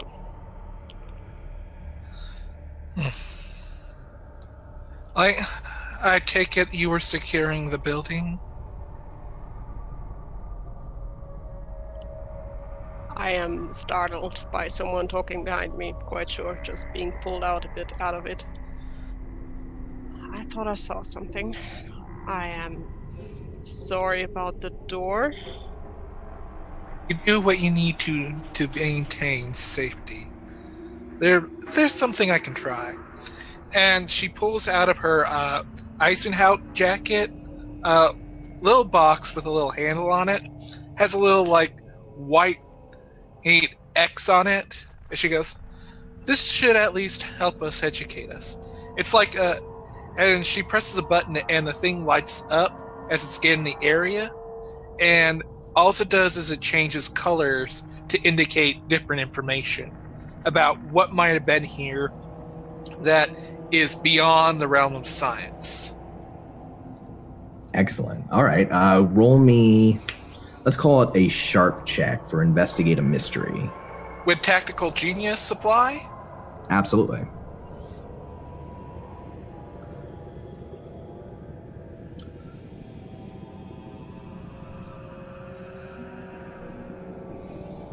The You lights do have change. rerolls if you want them. Oh yeah. So Penny and Fiera both have one more. Obviously, they'll reset at the end of the episode when you leave. So Yeah. Do you want to use your reroll or save it? I'm going to save it because, like, 8's close enough where... Yeah, it's pretty good. Here's what happens when you turn on the device. The colors flicker, they change. And for a second, it's the color that suggests strong psychic activity. You've seen this a lot recently since people have began to change and manifest psychic powers. This is a common reading if you've used this tool to kind of study people. But then it changes to a different color that suggests some sort of supernatural unknown, and then it changes again to something demonic, and it begins to rapidly flip between all of the colors, and it won't stay on any one of them for as long as the device is on. And if you keep it on, you notice it starts to smoke a little. Yeah, like, once it starts to smoke, like, she turns it off. That's not good. It's much like I suspected. More than just one crossed over. That's not a good sign. What's that? Just pointing at his nice device. She? This is the BRS. It detects things that are beyond the realm of science. And it showed you what? It went disco. Well, that depends on how much you want to know. Do you want to know all? Yes, please. Okay. It indicated psychic and demonic, which is not good because that means it agrees with the fact that more than a single approved person crossed over, which is not a good sign, especially with what's happened with ODS 2K.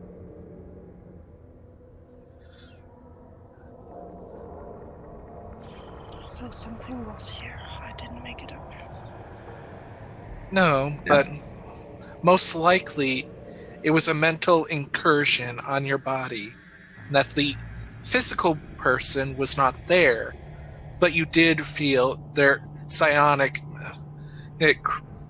presence would be maybe the closest word.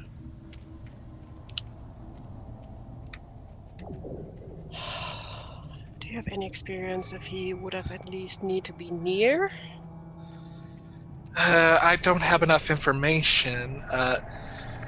All I can say for certain is it's very powerful, and most that has been normal and findings recently have been in a very small area, more of the individual, not one that has already had it for a long period of time and is well trained in it.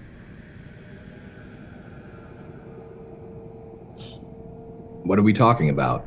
And it's that point that Frank turns the corner, and you notice that he's kind of leaning up there against the corner, listening and looking at the two of you kind of strangely. I will just have my hand on my gun again, not pulling it out, but just having it there, turning around to Frank. Hey, please, no need for that. We're all friends here. I'm Frank. We Frank met. Russo. She's just simply on high alert because she had to maintain security. I heard the gunshot. What happened? There Are was they a back? No, but there was an incursion that she scared off. Most likely it was something small. Oh, that she scared away. You're Frank. That's right, I'm Frank. A friend of yours was here. Are you sure? Richard? Who was it? I don't have his name, but I will just describe how I've seen him with the jean jacket and the looks, and just try to see if he reacts to this description at all. He listens and he kind of shakes his head.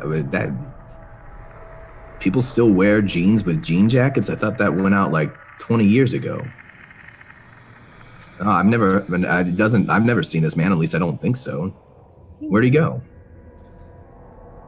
He didn't like me shooting at him. Can't blame him there. He knows you. You should be careful. He's dangerous.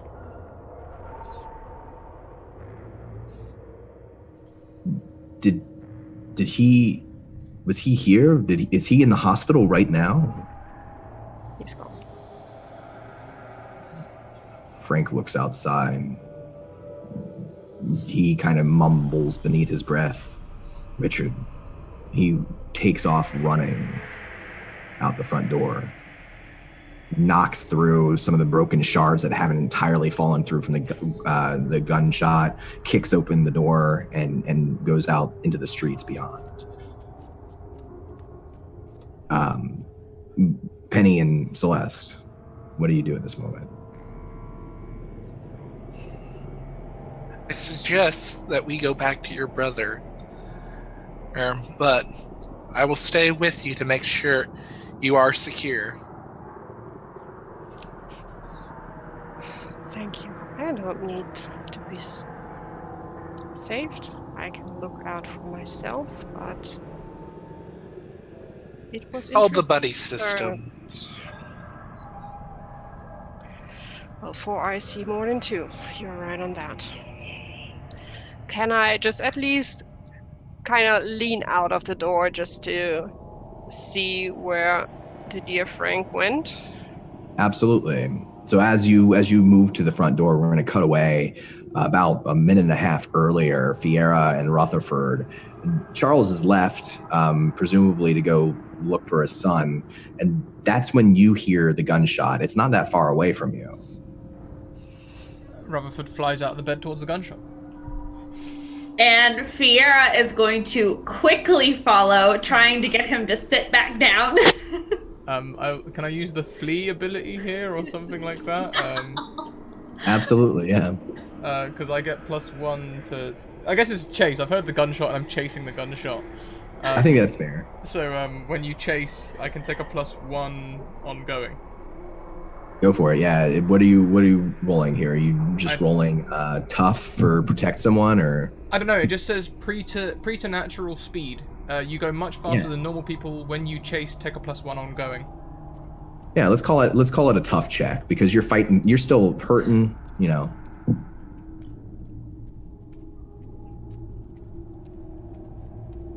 +1. That's good. Yeah. He's fast. He's faster than, you've seen. I don't know if Fiera was a fan of sports, but if she was a fan of sports, he's like top-notch athlete fast, despite his. Fiera's literally gonna go, just like keep going. You blow past the T intersection, the both of you, towards the administration area at the front of the hospital, and you can see Charles flask tucking the flask back into his coat, coming down the other way behind you. Frank, is everything all right? He's following, but much slower than you. The doctor, ignore him. Let's get to Celeste. There's been a gunshot. I'm still focused on Rutherford, who's running around with an open wound. So we have 3 individuals moving at 3 speeds toward the front, and it's Rutherford who will turn the corner and get to the front of the hospital first with the tough roll, And you get there right around the time that Celeste goes to look out through the broken glass of the front door. Celeste, make me a sharp check. What's that check's being rolled? Am I right in thinking that Rutherford's been put in, like, some form of hospital gown or something? Or... Oh, totally. Yeah. It's the open back sort. And he's got, like, big patches of fur. Does Rutherford have a... We didn't discuss this. Does he have a tail? Do you know, I haven't thought about it. I'm gonna say no, because I feel like if he has a tail, he immediately becomes a furry. And I don't like that. So, yeah. So no tail, but big furry patches through the open back of this hospital gown. You said sharp, Don? Sharp check, yes. You don't spot Frank as you're looking out. He took off. You can see you're on a hilly area, mountainous area, and you can see on the hills various houses in the distance, streets. This is one of those sorts of towns where it's layered, one layer of houses, then another layer of houses, and so on. You can see some sort of like maybe city center, some sort of area central, not far off down the hill from the hospital, but you don't see Frank. However, you do hear in the distance what sounds like screeching tires.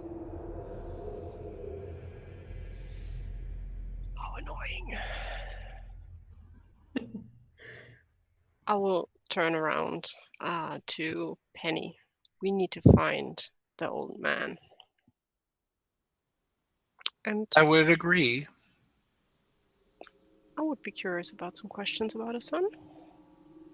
Well, I also do, but after we talked and the good doctor has gone away, I'd like to ask you and your brother. I think we may have to go after Frank ourselves.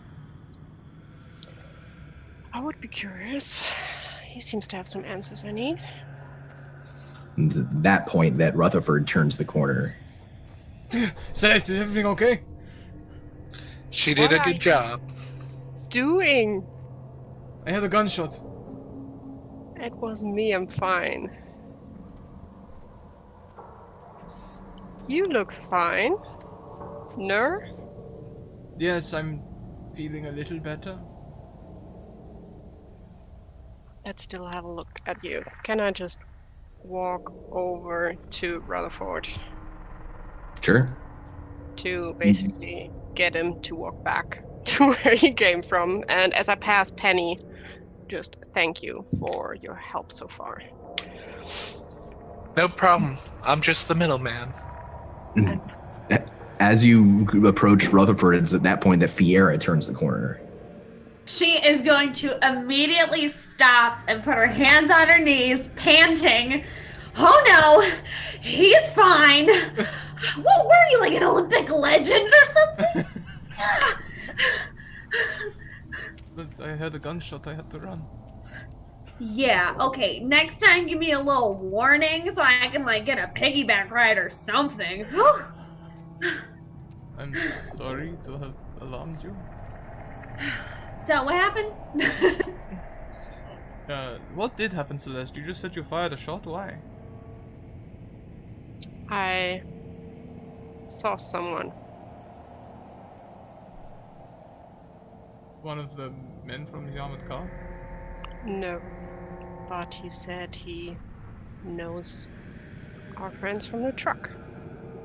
And it didn't sound too good. You know where he is? I tried to shoot him. He disappeared. And our friend Penny made quite clear that I just had him in my head, not right in front of me. But he also knew Frank. That's interesting. Where is Frank now? I asked him if he knew the guy, and he took off. You gotta be kidding me. Where's the doctor? He must know something. It's still his son. Didn't we just pass him? We did. I mean, he's coming, but I mean, we kind of. That's the point where the doctor turns the corner. He leans up against the wall, takes out the flask, and takes another sip. Screws it back in. Where's Frank? Where'd he go? Is everyone all right? Yes, we are all okay. He went out to secure the area and make sure that whatever person or thing that might have bothered us was actually taken care of. Did something happen? Did they come back? Just most likely it was a dog or something, and that just was scared. Oh, all right. I heard the gunshot and I thought the worst. That is understandable, but again, Celeste was making sure that everything was secure. I'm really sorry for destroying the door. I will help to fix it. A dog or something. Are we being serious right now? A dog or something? I don't know what's going on, but don't worry. It's just a window. We can fix that. We've been through worse. I'm just glad everyone's okay. I almost had a heart attack. Can I step? Rutherford seems fine enough, at least, to stand by himself. Just step up to the doctor, basically taking his hand. Just, are you okay? You look quite exhausted.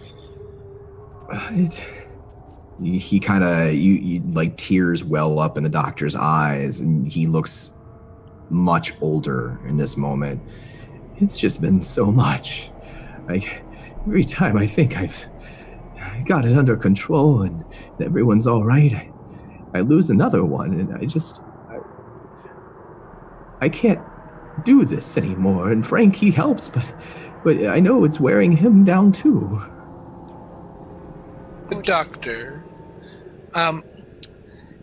would it not be best you make sure that everyone's safe, do the regular rounds, and us four, as a group, go after Frank so that you do not have to worry?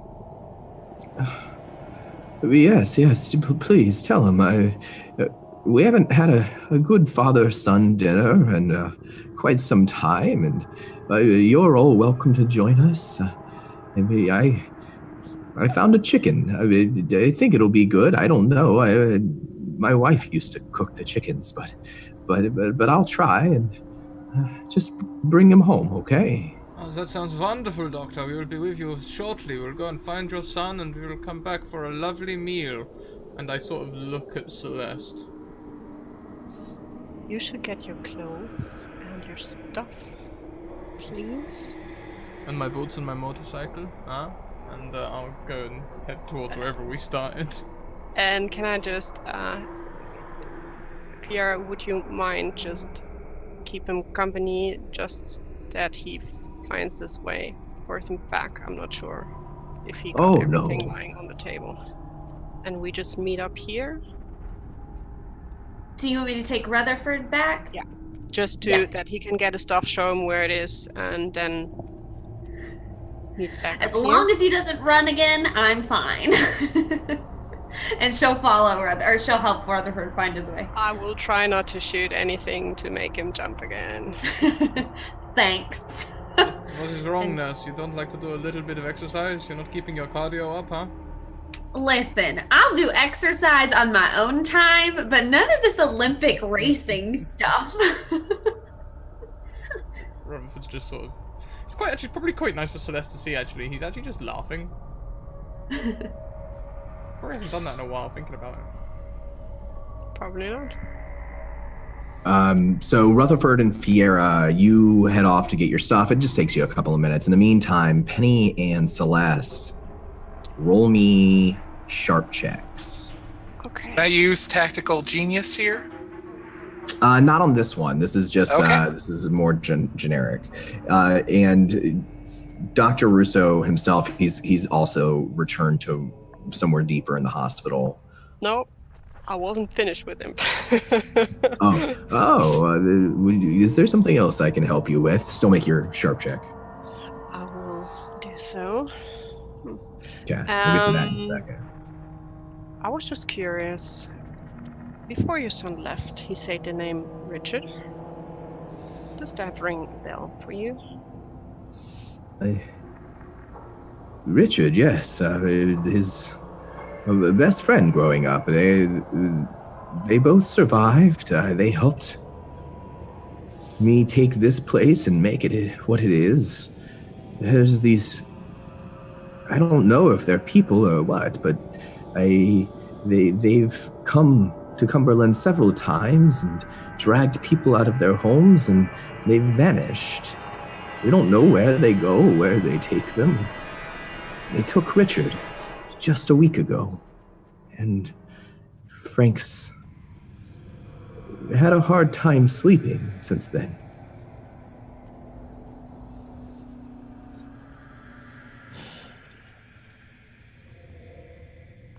Thank you. That might help.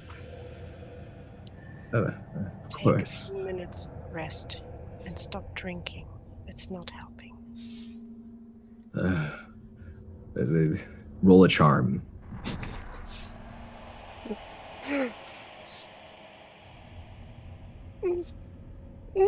Rest. Yes, that does sound good. I could use some rest. And he turns and starts back down the opposite direction, disappears around the corner. Okay. With the 12 on sharp, we'll say that Penny, you hear the tires screeching. Sounds like multiple vehicles moving closer to the hospital, coming up the street. Unfortunate. Another multiple attack. What do we hear? Tires, multiple vehicles. Big, I would guess. So carrying a whole lot. Not much more, I could figure. You can hear them down now too, Celeste. Now that he's pointed out, you hear the thrum of cars approaching. Should we try to barricade the door? Honestly, it may be best to just go out and direct deal with them. Their doors themselves here in this area are not the best. They were designed to let people come in and out. That's why most of our securities are bordered closer inwards. Because those doors were actually designed to maintain areas in case of CDC protocol, all that. Okay. You had attacks before? Yes, these were more general because this is a spot many looters try to think, oh, I can take down and have a lot of supplies. Yeah, I get that. I'm just afraid that those are the guys that took us down. I have a suggestion before things get too dire. I can always check with the agency if that would be of help to you before. Maybe they can help us have some advantage here. Maybe some information I myself don't know. I think every help we can get will be good. Okay, and I will check with Ida. And right. She gets out the wrist and hits the middle watch. And Okay. I need to roll sharp, right? Or did the 12 cover that? No, we'll say the 12 covered the sharp. Ida? I believe we're about to deal with an attack. There any assistance you can give? And describe for us, who is Ida? Ida would be... She has the look of a very cranky librarian. Very, old, haggard. But in reality, she's actually a robot that Penny communicates through that's at middle building. She doesn't know which one, but is completely secure, and why she's been having to go from each location to the next, rebuilding the network, though she can extend where she can talk to. For example, like here in this town, she could probably communicate, but if she goes to the next town, she wouldn't be able to until she finds the middle building in this town. Okay. And so you ring in. What does Penny ask? Ida, we have a situation of armed vehicles to attack. Is there any information you can give to assist on that, or on a possible Richard? Richard? There are a lot of Richards, and there's always a situation. Yes, at this current location, at the hospital, which I reported in and told you that I was at. Checking now. Nothing on Richard. Multiple vehicles seen in and around the Maryland area, the region between where you are and Baltimore. Look like werewolves to me. Ah, and too bad I'm out of lycanthrope and silver. Well, I do suggest you take care, and probably best you avoid this one, Penny. Well, they're coming to me, so I don't have much choice in the matter. Well, good luck. You too, Ida. Keep things there down at the ranch. So, Celeste, we have werewolves that are coming to attack. I'm taking there's a connection. Werewolves ran us down the road. We never met them before, but I guess those are the same guys.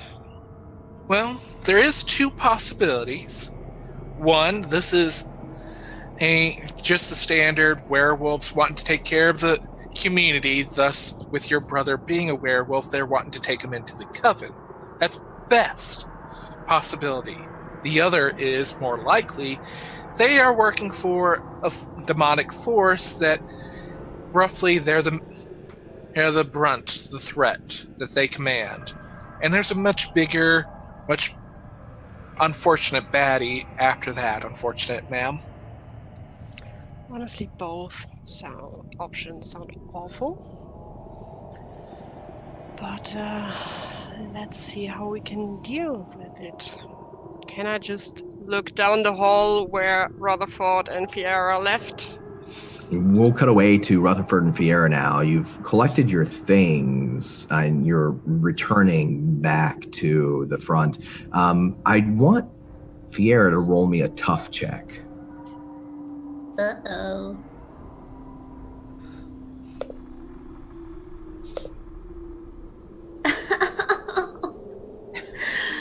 You do have a reroll. You do have a reroll. You have one left. Oh, why not? Oh, no, that wasn't it. You begin coughing as you move back down the hall towards the front. At first, it's just a tickle in your throat, and then it's a hack, and it takes you a minute to kind of get yourself. And when you touch your forehead, you notice you're warm. Uh-oh. You're burning up. You okay, Fiora? I don't know. Didn't think the run was that hard on you. Fiera's gonna roll her eyes and cough a little bit more. And she's like, I don't feel right. Is the only thing that's affecting Fiera just the cough and she feels warm, or is she like getting the symptoms of fever too? Yeah, you feel like you might have the symptoms of fever. You're warm. It's like that first moment where you're like, oh, whoa, maybe I'm sick. Yeah, she's gonna turn to Rutherford and be like, I think I'm getting sick. No, that's not good. At least you're in the hospital. I can't help you. I don't know anything about medicine. I mean, does she feel good enough? Sorry, does she feel okay enough to like push through it, or is it something where she's like feeling terrible? It's just like that moment where you're like, oh man, I hope I'm not getting sick. I don't feel good. Okay, yeah, she can turn to Rutherford and be like, I think I'll be fine. Let's just keep going. Do you need a hand or anything like that? I'm fine right now. I'll let you know if I do. Okay. And she's gonna start moving.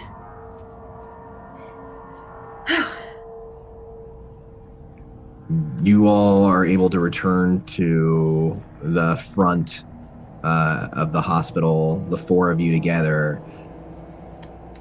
Fully clothed? What do you do? Good. Fully clothed, yeah. You're out of your hospital gown. You've gotten all your equipment back. I could imagine a sort of awkward scene, like a... Perhaps I could have a little privacy, so... I know you're sick, but...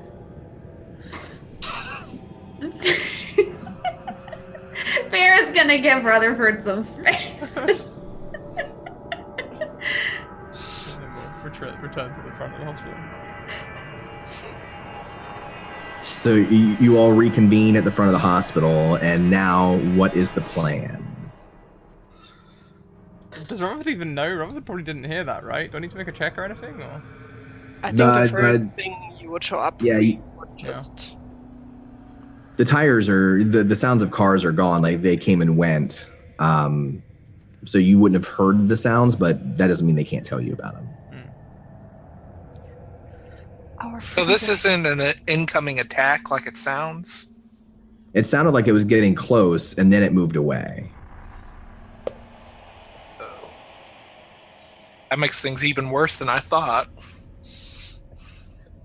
They either dropped off people, or they found someone they were looking for. Well, let's go and investigate. Rutherford, would you like me to check your wounds first before we move forward? I know I'm not skilled with your type of physiology, but I can still try. No, thank you, Doctor. I'm feeling about as good as I did when I arrived here now, and I'd like to stay that way. That is appropriate, sir. Actually, can I take another sort of, like, you know, second wind style deep breath as I try and reduce some more harm? Can I do that? No, I think we need more time has to have passed, Okay. we'll say. Okay, yeah, that makes sense. Still, I'll hold off, but... So you guys are you heading out? Yes, Penny would, and once they're clear, like, she would be more willing and open to talk about what information she does know. Okay. And as you leave, Fiera, roll me a sharp check. Oh no. Welcome to the academy. Okay. Please take your seat. It's right before you leave at the back end, you notice that Charles has returned briefly, and he kind of waves you over. Fiera's gonna say, hey guys, wait a second, and she's gonna run back to Charles. Oh, it won't take too much of your time. It's Fiera, it's very important that you get Frank back here. You can't tell anyone, but he's the one who's been saving lives, not me. I can't do it anymore.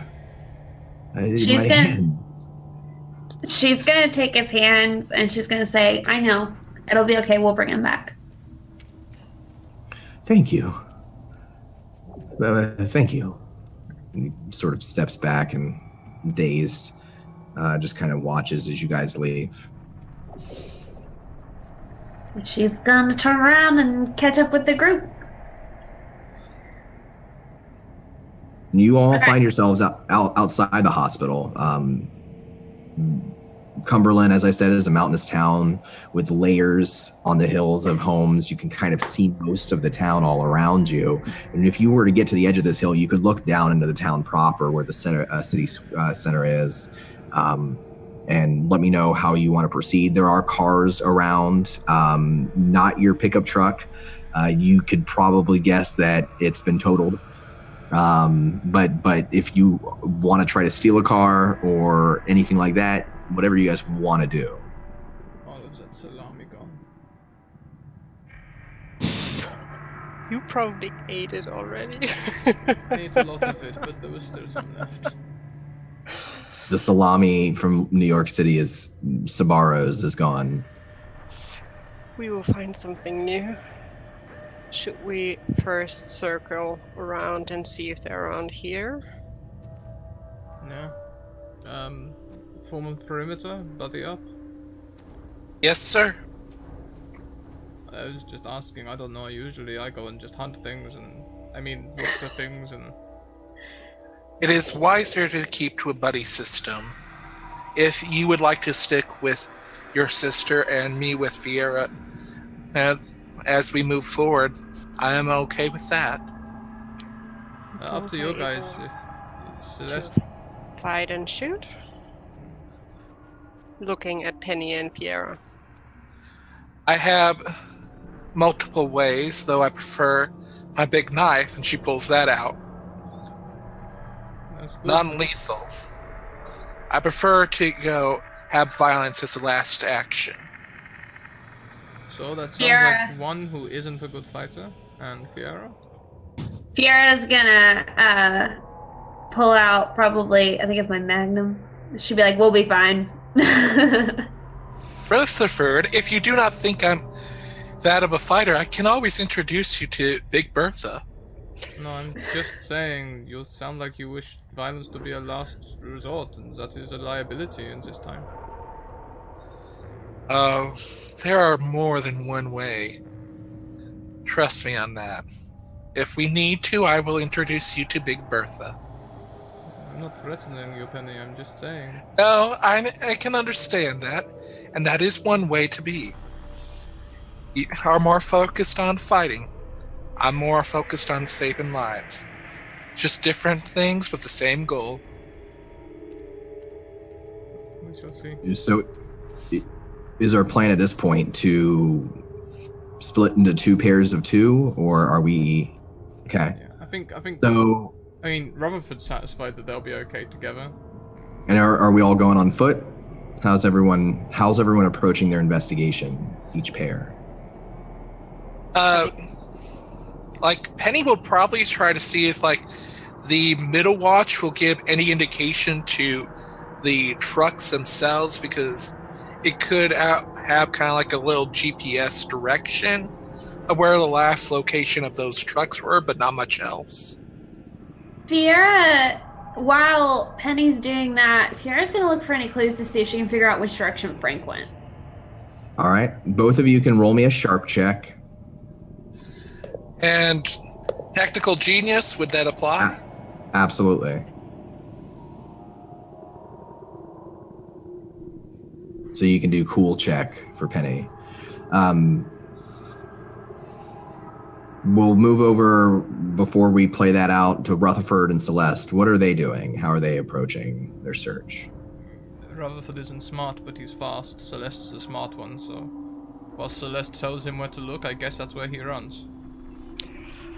I would just go in a different direction.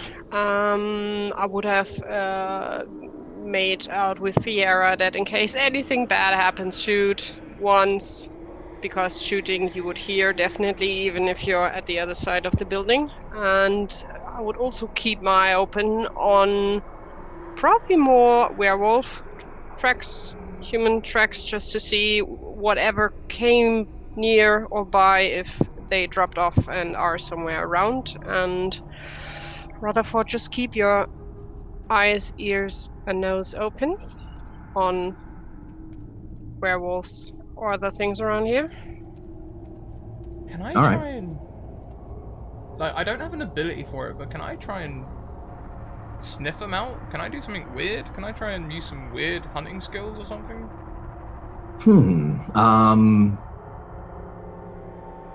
Yes, yeah. I guess we could call that cool or weird, whichever one you want to do. Well, I'm absolutely awful at cool. But I'm So really, let's say really weird. good at weird. Yeah. I've got 3 weird, but I've not really figured out a way to use it yet. Yeah, we'll say extraordinary senses and that sort of thing. That sounds like a great way to use weird. So go ahead and give me a weird check then. And Celeste, you give me a sharp check. Okay, since I'm looking for werewolves, it's my known prey. I get a +1.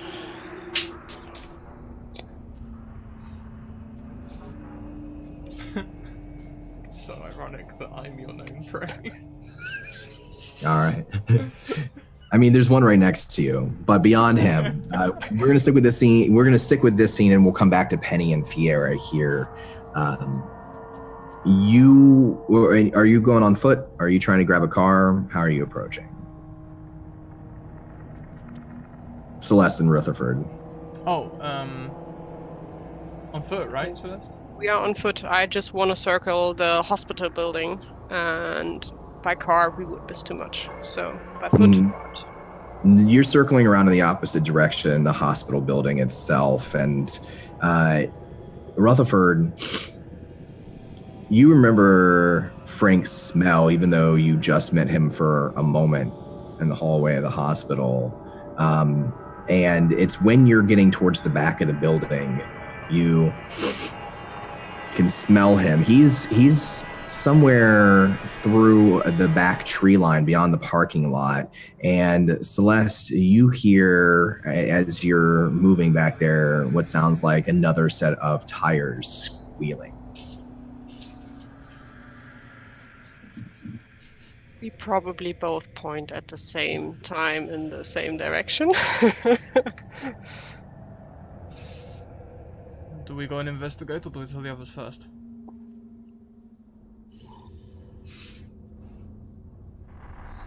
The problem with the gunshot warning sign is that if we fire it now, both parties will hear, ours and theirs. How far have we run so far? Not far. Could you are quick in running. Could you speed back, get the others? I think we should go together. 2 more will be better. And I will try to get a car. They took us both out of these last time. I'm not leaving you alone again, Celeste. I'm not driving. I'm just getting a car ready, so when you come back with the rest, we can go after them. I will not move from here. I will just test one of the cars here. You hear, both of you at this moment, through the tree line beyond the parking lot, a pop, pop, pop, pop, series of gunshots. Definitely not leaving you alone, Celeste. I will just shoot in the air. Okay, still everyone. Okay, good. Just, they know we are here. It's not a surprise for them. That's true. How far away was the pop, pop, pop noise? Would we, think at foot we could reach it, or more we need a car? I mean, if the car would probably help. If they decide to drive away, if they're in the car, it's hard to tell. You had to guess. Is there a bigger car, not a small one because that will not work, a bigger car just nearby that I could just try? What kind of car are you looking for? Well, I'll tell you how good of a roll you need to make to find that. Or probably pick up a van, something like that. Again, just thinking about, hey, we need to fit my brother in there. Let's call this a cool check. Don't give me a smart or mini or so, that will not help. Cool. Could probably use a couple of minis as a roller skate. Can I give her my reroll? Yes. Yeah, absolutely. Thank you. It's a great use for a reroll. You are able to find a minivan. It's not ideal. It's old. It's beaten up. It smells like dog and kids still on the inside. And I'm guessing Celeste has probably hot-wired a car or two in her time. Yeah. At least in the last months, definitely. You're able to get it You're able to get the hot wire going and get the van moving. It's clunky. You hear another pop, pop, pop off in the direction. I will just look and wait. Hopefully that the other show up. Mm-hmm. You're waiting in the minivan, or are you driving towards the sound? I would have motor running, but basically in the minivan, watching out backwards, and I would guess Rutherford in the back. Or on top, however you want. I think what Rutherford might be doing is Maybe there might be in one of these cars some sort of tank and some hose. Maybe I can siphon some fuel off some of the other cars. Fuel is always going to be something that we need. Start fueling up. Okay. We'll cut away from here to Penny and Fiera back in the front of the building. Fiera, you track what might have been Frank's footprints through the snow a short distance before. There's, you can see the tire tracks of multiple vehicles coming through here. You can see his footprints turn and move off to the side almost with longer steps as though he were running. And then they vanish. And the tire tracks move around the corner of the building towards the back. Penny, you check in with your systems to determine where nearby vehicles might be. You get a ping from the back of the building. This is not good. Fiara, we have two options. We can either go towards the gunshot, which is Celeste, or we can go to the back towards Frank. I think. Gunshot. Then that's where we shall go. So And they are both in the Fiera's same direction. gonna say, "Let's go," and she's gonna start running as And he's fast as her following through. almost sick will take her. Penny's following. And as you guys are running back around the other side of the building towards the back of the building and the parking lot there, back to Celeste and Rothelford, you see two things as you're getting the car ready, waiting for somebody to come, trying to figure out what's going to happen next. One, you see one of those armored vehicles that you saw before, sort of bank vault armored car, rolling through the back of the parking lot and turning past you. It's not coming at you. They don't maybe seem to have noticed you, but go ahead and each roll me a sharp check. Oh boy. I want that car. Do I need to roll as well? Not yet. No, you guys are off on the side of the building. They're in the back. Rutherford, I think probably because you've got a mouthful of gasoline right now, a hose full of gasoline. You don't notice this as you're siphoning fuel. But Celeste, you watch the armored vehicle turn towards the side of the building. Then you look back in front of your car and you see a man in a bowler hat, pinstripe, dark suit with a monocle. Oh God. And he's moving towards your vehicle, sliding out a sawed-off, looks like a shotgun from within his jacket. Do I have the chance to yell at my brother, watch out, and get my hunting rifle up? Absolutely, yeah. I would just yell monocle guy. That should be enough warning for Not a Rutherford. monocle. You do recognize this as the man who identified himself in New York City as Captain Ivan Danko. He's not dressed like a police officer anymore, but as you draw your weapon out, and I'm imagining Rutherford's like looking to the side of the vehicle, go ahead and both roll me weird checks.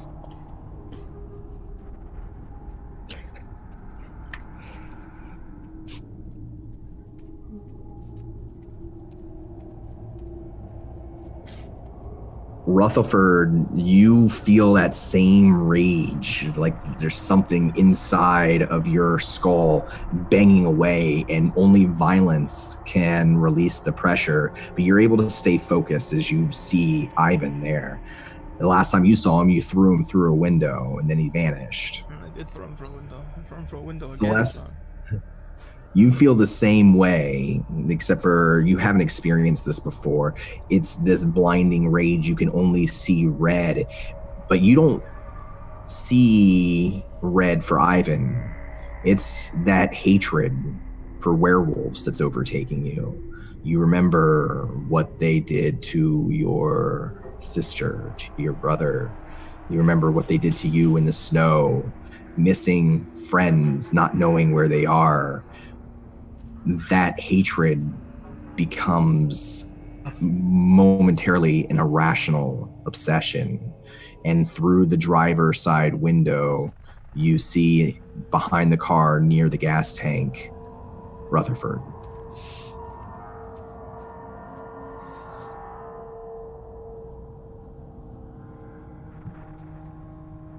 I like guys with monocles.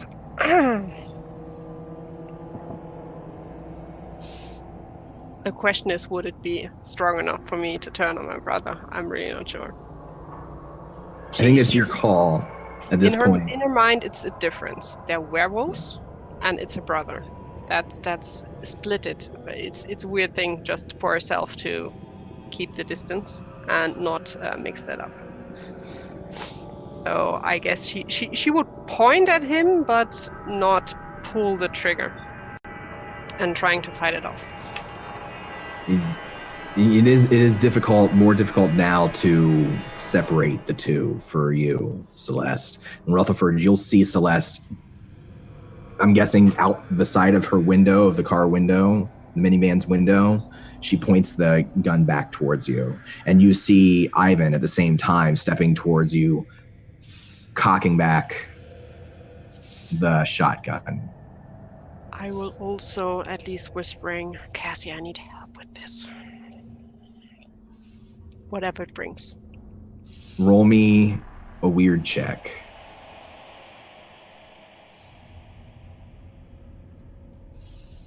It's not getting better. Rutherford, how do you react in this moment? You have you see these two things happen at once, and you have to make a decision. Okay, so Celeste is leveling a gun at me, but I can feel what's going on in my own head, and I know from last time with the little girl that he does that. So I have the choice of trying to comfort my sister, but all the time he's there, it's just going to keep happening anyway. So I'll take the risk of a shot in the back and turn towards this guy and start bearing down on him. All right. Roll me a tough check. And Celeste, when you call out for your sister, you hear that voice in the back of your mind. Except for instead of offering you a bargain, it says something else. She's mine. They're all mine. And I need you to roll me a cool check.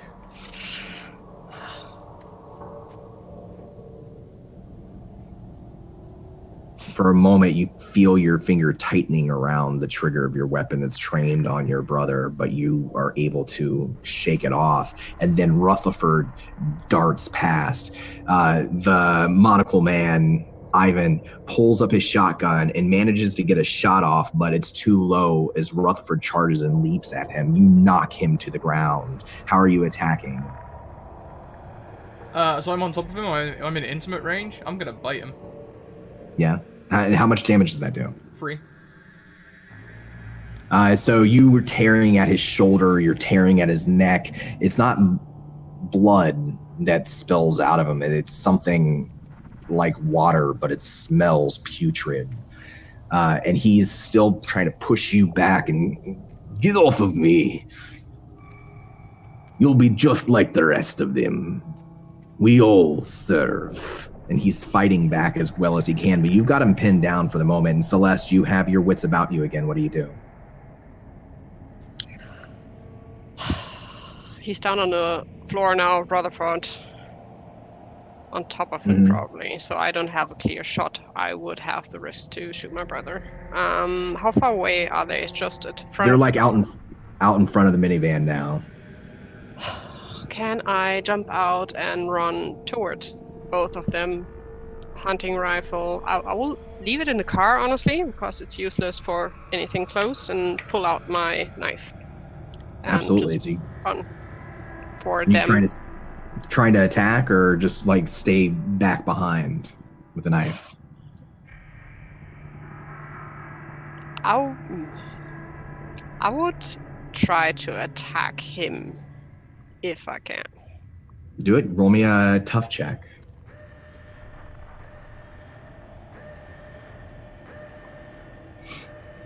Roll me one more tough check. First of all, more experienceful. I'm rolling so badly that at least it helps. You filled the experience bar again? Damn. And I haven't decided for the first experience, so I have 2 now I can choose from. Another tough? Mm-hmm. So we'll say this is what happens because of your failure and your success. You rush towards Ivan right as he manages to get the shotgun, wedge it underneath your brother's weight, and he simultaneously fires it and then kicks your brother over his shoulder and behind him, and that's 3 damage to Rutherford. Oof. Rutherford's dying. But you do strike. You are able to come down on him with a knife afterwards. And I have still my never again thing. In combat, you may choose to protect someone without rolling as if you had rolled a +10. All right. So I'll give you this choice. You can do it. You can knock your brother off and try to stab him and he'll shoot you, or you can let him shoot your brother. She will definitely throw herself in there and push him aside.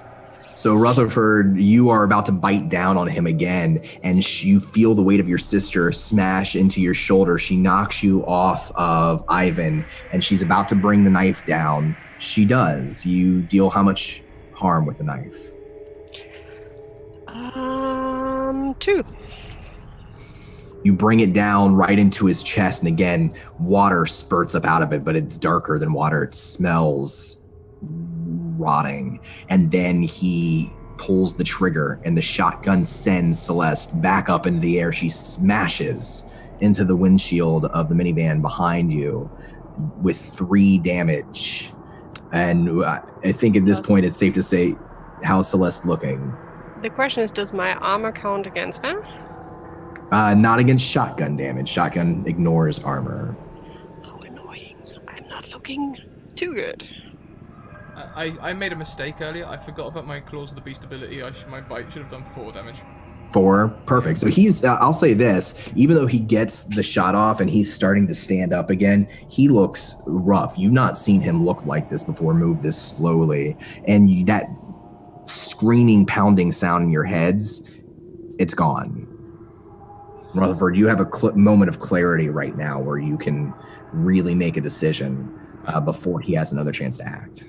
Deal with the threat before you see to the injured. I'm gonna attack him again. All right, go for it. This time, not being in intimate range, I'll attack with my claws. Tough check, right? It's a tough check, that's right.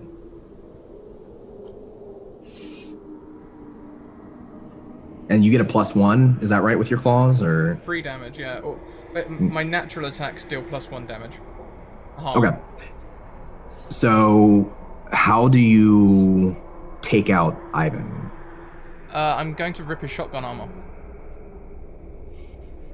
Yeah, he's already pointing, he's reloaded and he's pointing at your sister again, and you tear off his shotgun arm viciously. That liquid is spilling forth, and he falls to the ground, shaking, convulsing, and then is still. And I rush to Celeste. I'm not looking good. If I take anything more, you will be alone, dear brother. So... I pick her up and just start running back towards the hospital. Although, how many damage did you say, Don? 3? 4? 3. 3. No, then I have 2 more. 2 left. Yeah. Rutherford, you're running back for the hospital. We're going to cut away from this scene. Around the corner of the building, Penny and Fiera, you're running back towards the back of the building, and you see the armored car spin out around the corner in front of you. You can see inside, it looks like a driver and a passenger, both hairy, both look very similar to Rutherford. And you can see a man behind them, like struggling against the passenger side werewolf. It looks like Frank, and they slam his head against the wall and the back of the partition of the armored vehicle, and he goes down. They're all inside. They've got Frank, and they're speeding towards you. Okay, at this, Penny pulls out the metal glasses, puts them on, pulls out her 9mm, and aims for the wheels. Penny's aiming for Fiera the will wheel? follow suit. No, like Both she's aim- aiming for the wheels of the car with You're both her, aiming for the wheels? Yeah, with 9mm. And Like- what's Fiera has a Magnum, right? So one's a 9mm, Yeah. and one's a Mag. Awesome. All right, yeah. Go ahead and both roll me tough checks.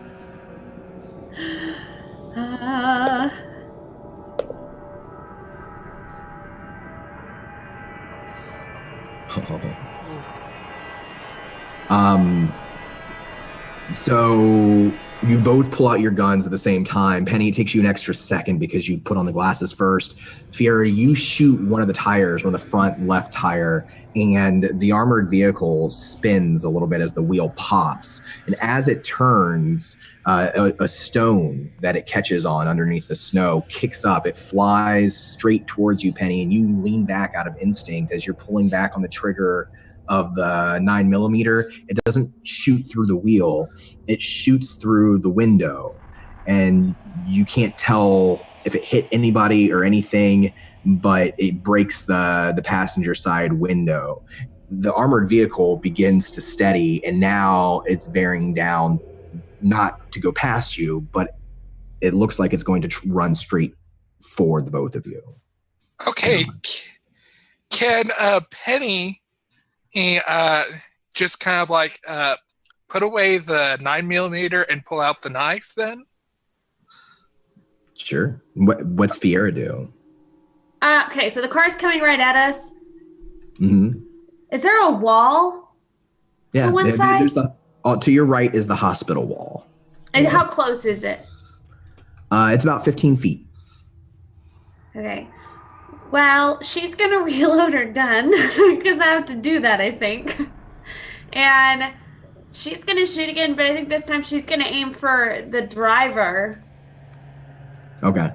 I don't how close is this car? I'm about to die. You think you have time to get off another shot before it runs you down. Okay. She's going for it. All right. And what's Penny doing with a knife? Well, it's kind of essentially hold action, because when the car comes, her idea is to jump and land right where the bullet hit in the front windshield, have the knife, so that way she's got a hold right into the windshield. All right, great. So I'm going to say I want Penny to make me a cool check. And I want Fiera to roll me another tough check.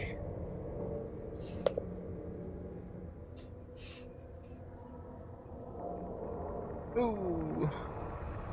The car is coming past you, towards you, and you get the gun reloaded, and you pull the trigger, and it doesn't fire.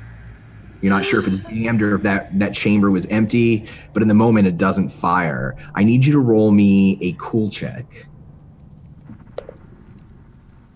Oh, wait. What just happened? Did it go away? I can roll it for you if you need. Yeah, will you? I'm sorry. It keeps doing Oh, no, it's weird all right. things. Let's see, Fiera. Let's see how that went. All right, perfect. So she rolled a 7. Here's what happened. So Penny, you are able to, as it's getting close, jump up, grab on through the open window, the one that's been shattered, and get your knife inside. The werewolf inside, the passenger side thug, is struggling against you. Fiera, you pull the trigger, it doesn't fire. You pull it again, it doesn't fire. You pull it a third time, and it does fire. It strikes the werewolf, the driver, right in its maw and its muzzle, and its head snaps to the side. And as it does, it pulls the armored vehicle with it. However, because it took you a couple of extra seconds, as it's spinning away, it clips you. It slams into you, and you feel your body being thrown back for 3 harm. Yay! That's exciting. You smash into the snow, but you're not down, right? You're not dying yet. No, we're good. Okay, and Penny, you're up on the car as it spins. You're able to hold on. What are you doing? Okay, Penny uses like roughly the knife in there that's holding her in, and uses the momentum as it's turning to roughly kind of like swing her body and her legs right into the driver's face to knock it out, so that he's possibly coming out of the vehicle at the same time he's losing control of the vehicle. All right, go ahead and roll me a tough check. Let's see if they can do this. Oh! So you are able to do just what you wanted to do. You kick through past the passenger side, Harry Thug, into the face of the driver who's already been shot, and they smash through the driver's side window as they're course correcting and the armored vehicle begins to spin back the other way. They fly out through it and smash into the snow, but it causes the vehicle to spin out of control, and you get squished between the passenger door and the wall of the hospital as the armored vehicle slams into the wall. So you will also take 3 damage from the wreck, and the armored vehicle at this point is stalling out. It's not wrecked or anything. It is armored, but it's definitely damaged. The driver's knocked outside of it. The werewolf in the passenger side window is scrambling to grab at you, Penny. Okay. Now that you're up there too, you can see bleeding laying against the wall behind him is Russo. He's been shot.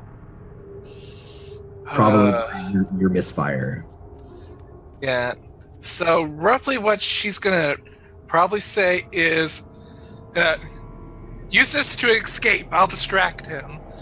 And even though she is harmed and all that, she's still got the hand on the knife, pulls it out, and aims for like getting right in the eye of the werewolf passenger, so that way he's got at least one less eye to see with. Okay, I'll let you do your choice of tough or cool on this, since you have like your tactical thing. We'll say it applies here. Okay, cool. Whenever possible, Fiera's gonna head towards the car. Yeah. We'll cut away here from Penny as he's struggling with the werewolf. Fiera, you're sitting up out of the snow. Your body just feels like it got hit by an armored car.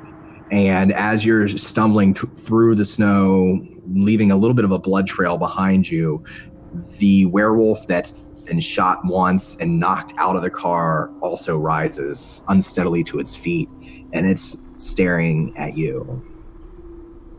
How close? About 10 feet away, and it's between you and the car.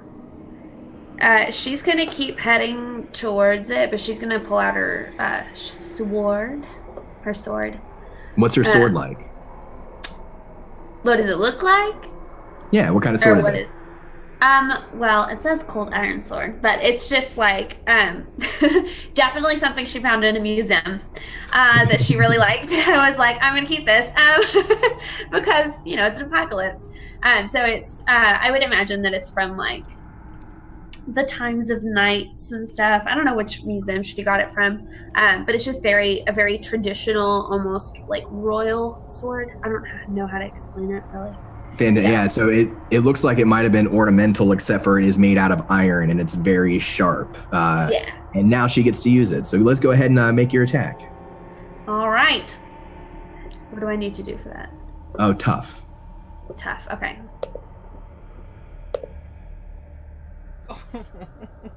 Just say she's not talented. Roll me one more tough check. Did that work? Mm-hmm. Okay. Penny, Roll me one more cool check.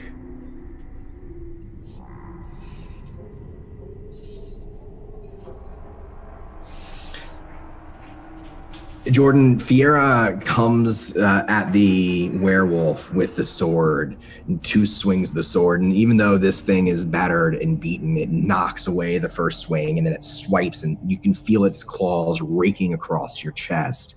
And then before you have the chance to hit it again, it's on top of you, and you can feel its canine teeth biting into your shoulder. It's strong. It's weakened, but it's still very strong.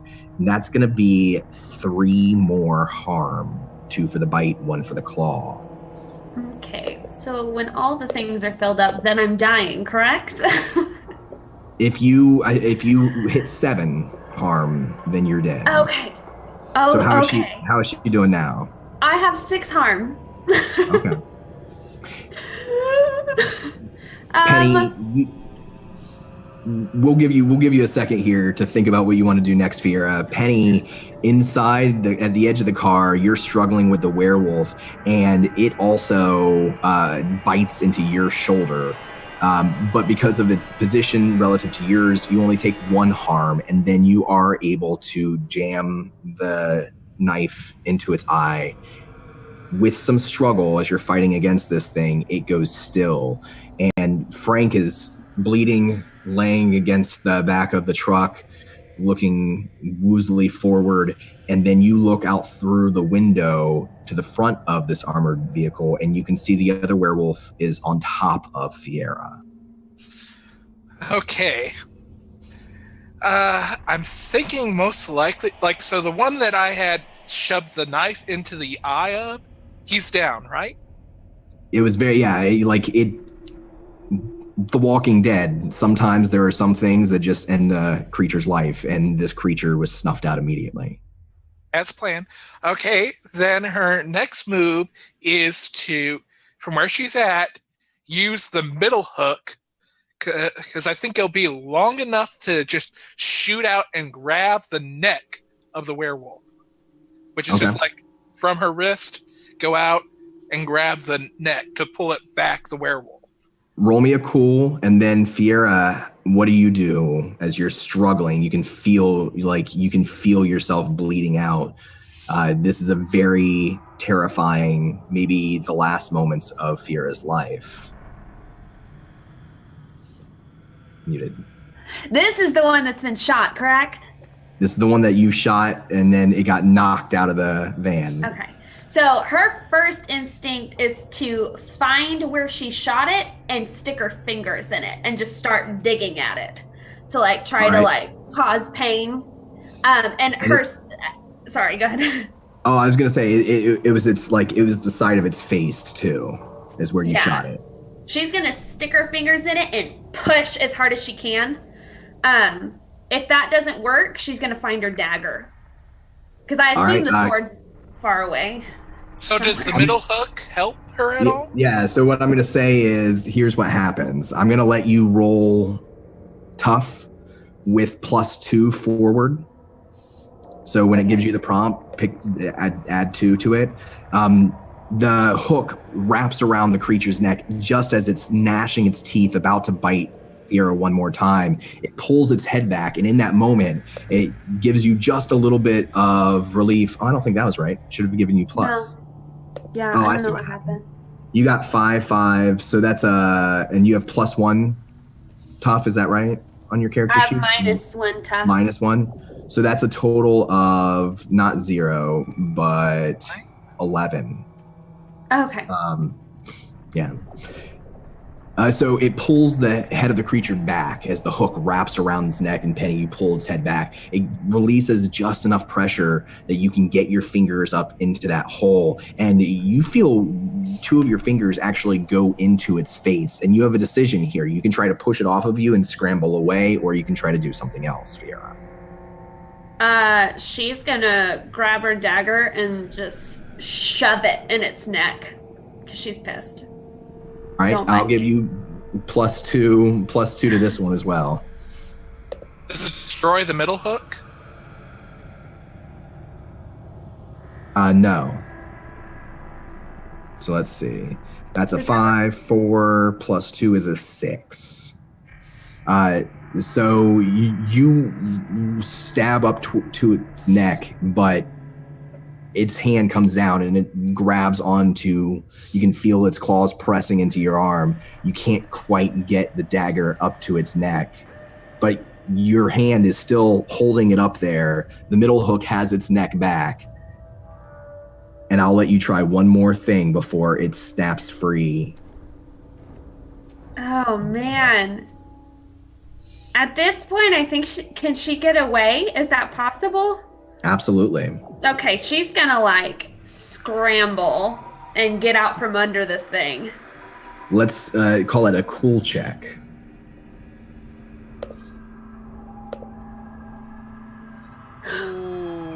Why me? Penny, you guys are headed back towards the hospital at the moment. Good news is, in just that encounter, you've leveled up. That's true. Penny, you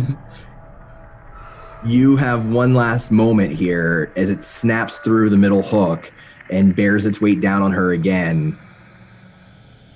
What does Penny do to save Fiera?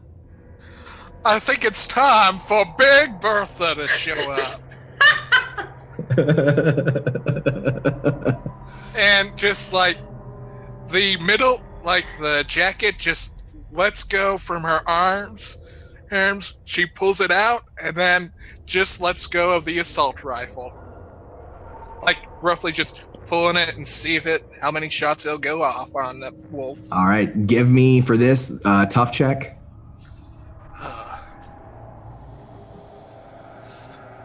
Oh! I'm guessing what happens is that she's trying to get it out but unable to. So no, I'll give you this prompt right now. You do still have a luck left. Do you spend your last luck or not? Oh, I thought I hadn't spent any. Oh, I forgot about that. Oh, so you have 2 left. 2 each. You have 2 so left. You could use Yeah. 1 without being totally doomed. Yep. So you have 2 luck left. Do you want to spend 1? You know what? Sure. Let's do it for the sake of being cool. For the sake of being cool, for a second, you almost jam your gun against the side of the building and you're not able to get it out. And then you pop out of the side of the window and you unload Big Bertha. Fiera, it's deafening. There's a lot going on and you're struggling for your life. And then there's an explosion of sound. And you see and feel the werewolf go limp on top of you and you kind of roll him off to your side. It takes a second to get your fingers out of his face. You're there and then you fall to the snow bleeding. Penny, you're hurt. Russo's shot and Fiera's probably dying. What as you two look at each other, what happens next?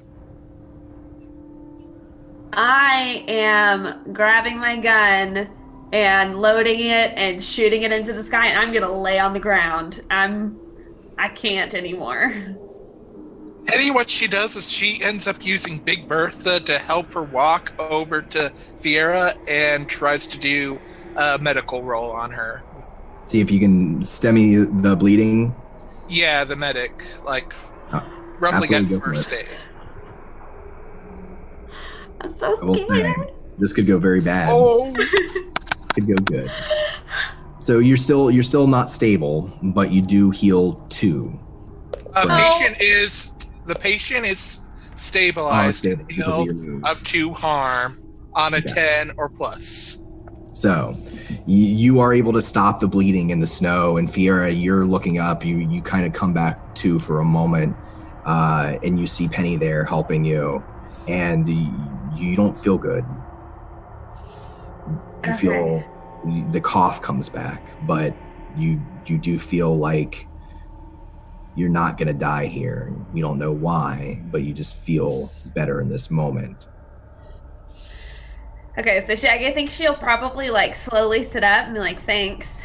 And then she's probably gonna she'll turn to Penny and say, "Is there anybody else who's like, is there any more danger? Like, is there anybody else that we haven't taken care of yet, or you haven't taken care of yet?"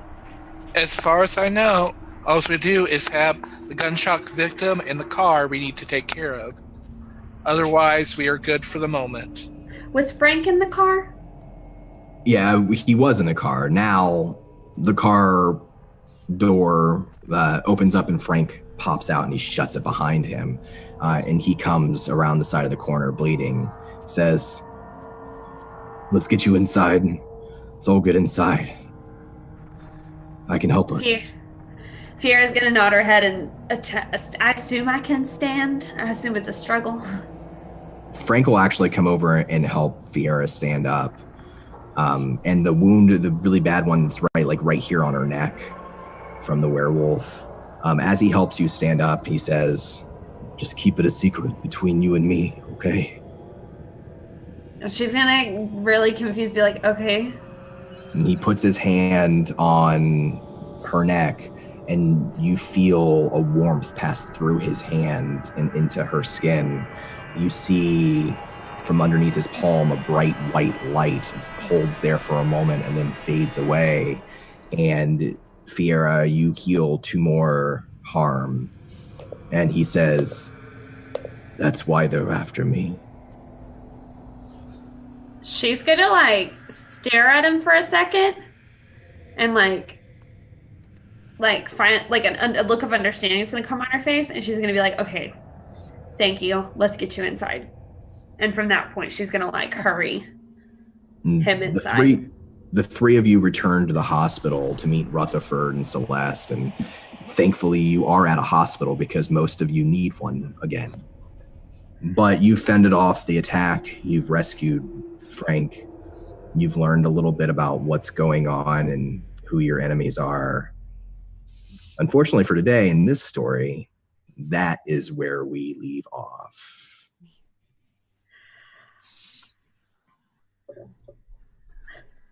Yay! I'm so invested. That ad was so cool, you guys. You two did it on your own.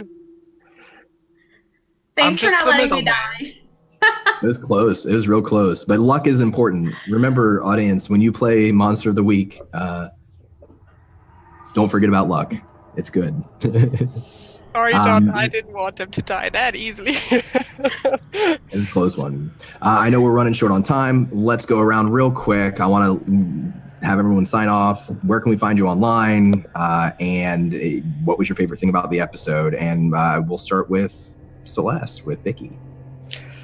Oh God! So you can find me on Twitter at QT_V. I think it's in the stream. And oh God, my favorite moment. That would be hard, but honestly, the last fighting scene with knife and sword and shooting and on the car and it was amazing. Like the best action movie, even though Roll20 obviously hated us quite a bit.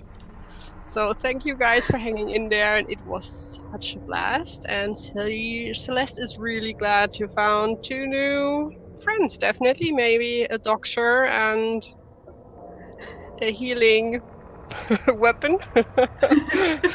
And let's see where those goes. Awesome. Michael, how'd you enjoy yourself? I loved it. I literally got to play one of my characters from one of my favorite shows, The Middleman. Like, every little thing got to reference. And my personal favorite was actually the little moment with Celeste, of actually just kind of scanning with the Beyond the Science scanner. That one was just gave me chills getting to actually do. I love the gadgets, man. I really, really enjoyed that aspect of it. It was something we haven't done. We haven't seen in any of the other characters yet. It was a lot of fun. Yeah. I'm Michael Wayne. You can find me on Twitter at Michael Wayne. I'm looking for just a game to play with. Maybe I'll play one game with you. On Wednesday, I believe I'm on a game with Salt and Sassy at 1 p.m. where I play Bedlam Malton. And remember, we're all in this together. I'm rooting for you. Awesome. Jordan, good to play with you again. Welcome to Monster of the Week. How did you enjoy yourself, and where can we find you? Oh, this was so much fun. I've never played this kind of, whatever they're called, tabletop, whatever it is. But it was so much fun. And I think my favorite moment was definitely the picture of Rutherford running, and then me, and then the old man, and just that whole concept. But I am Sassy with Sander. You can find me on Thursday nights on Scraticus's channel playing Completely Legitimate Business. And I also have a YouTube channel. You can find me on pretty much any social media under Sassy with Sander. So check it out. Awesome. Well, before I send it to Scraticus, I just want to say I love playing with you guys. I had a great time. I'm really enjoying Monster of the Week and trying to figure out how it works a little bit better and how to balance it all out. You can follow me at Donathan Fry on Twitter. I play other games. Later tonight, I'm doing a charity game at dressing like superheroes, and I'm Daredevil, so that's going to be fun. And then on Wednesdays, I have my show at 8 p.m., May Black, Roses Bloom, dark fantasy, great cast, and this is our second season, and it just, man, that's my heart and my soul right now, but I really enjoy getting to play this game, and I'm starting to really come around and fall in love with Powered by the Apocalypse and Monster of the Week, and I can't wait to see where else this story goes. I have two questions for you, Don. First of all, where can we find that charity game? And it's 5 p.m. so shortly. In like 35 minutes, I'll be in 35 minutes. I will be on Tales from the Grim, which is Greg's channel, Grimjack. If you've ever played with him, he's fantastic. Lindy and a bunch of other cool folks are going to be doing the game, and then that is also where you can find me on Wednesdays at 8 p.m. Eastern Standard Time for May Black, Roses Bloom. Awesome, and I recommend that today, actually, everyone, because my next two shows are actually cancelled as my internet is being changed over. And unfortunately, I live in the UK. They're changing over the internet at a time which is inconvenient for anyone who works on UK time, but I don't work on UK time, so they're changing it during my shows. Awesome. They do these things early in the morning, so they do the junction book stuff without interrupting too many people. That's where it is. So let's head on over to Tales from the Grim. What was your favourite part of the show, Don? And I always like meeting the new characters, but we spent a disproportionate amount of time for what I thought was going to happen in the hospital. I actually loved everything that happened in the hospital because I kind of was leaning into how creepy it was, even though the people you met turned out to probably be good guys. I still love the idea of the red herring, and something that Monster of the Week does really well is it lets you create red herrings, and I love making people feel paranoid, and I felt like I succeeded at that. I loved all of your characters, the different ways you reacted to those moments. So and then the action scenes, I always like a good action scene too. Oh yeah, perfect. And I've played a few PBTA games now. This one's, it's creeping up there, I think this might be one of my favorites. Yeah, it's definitely up there. Hi everyone. So my favorite part. I've got a favorite scene, and I've got just a favorite thing going on. I loved the action scene. How can that not be anyone's favorite scene? That was amazing. All the crazy stuff you guys were getting up to. But also, my favorite thing going on is just that how close Celeste and Rutherford are becoming. We didn't really see that much last week. It was just sort of, we need to get stuff done. But actually, when the chips are down and people are in trouble, they're looking out for each other. So I did like that.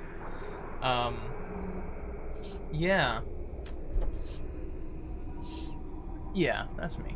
Guys, this is my channel. You can check this out. Head over to our social links and check out our Discord, our Twitter, and our YouTube. They're all very worth checking out. Also, check out our Patreon. You can subscribe over there for as little as $1 a month.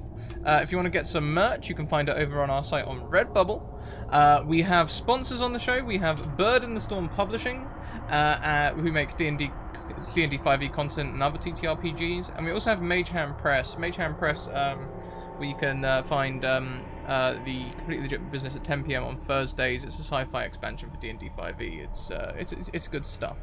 Also check out our panels for some other sponsors where you can get between 10 and 15% discount. This show over on Tales from the Grim sounds like it's going to be awesome. They're not live yet, so I'm going to take you elsewhere, but I recommend you all tune in at that time. I did a shout out just a second ago. Go and click on it, follow them when they go live, turn on notifications. Let's head on in. We've got Lindy, who DMs our Mage Hand Press game.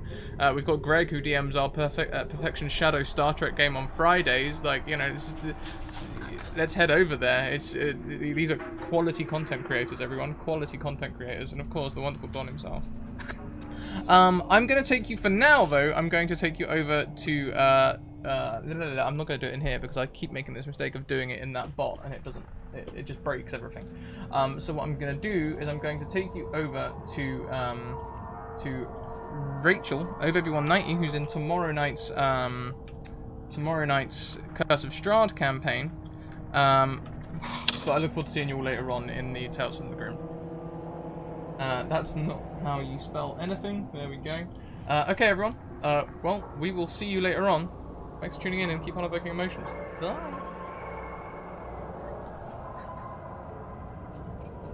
Have I actually pressed transition? I haven't pressed transition. That would help. I have to press transition. Bye.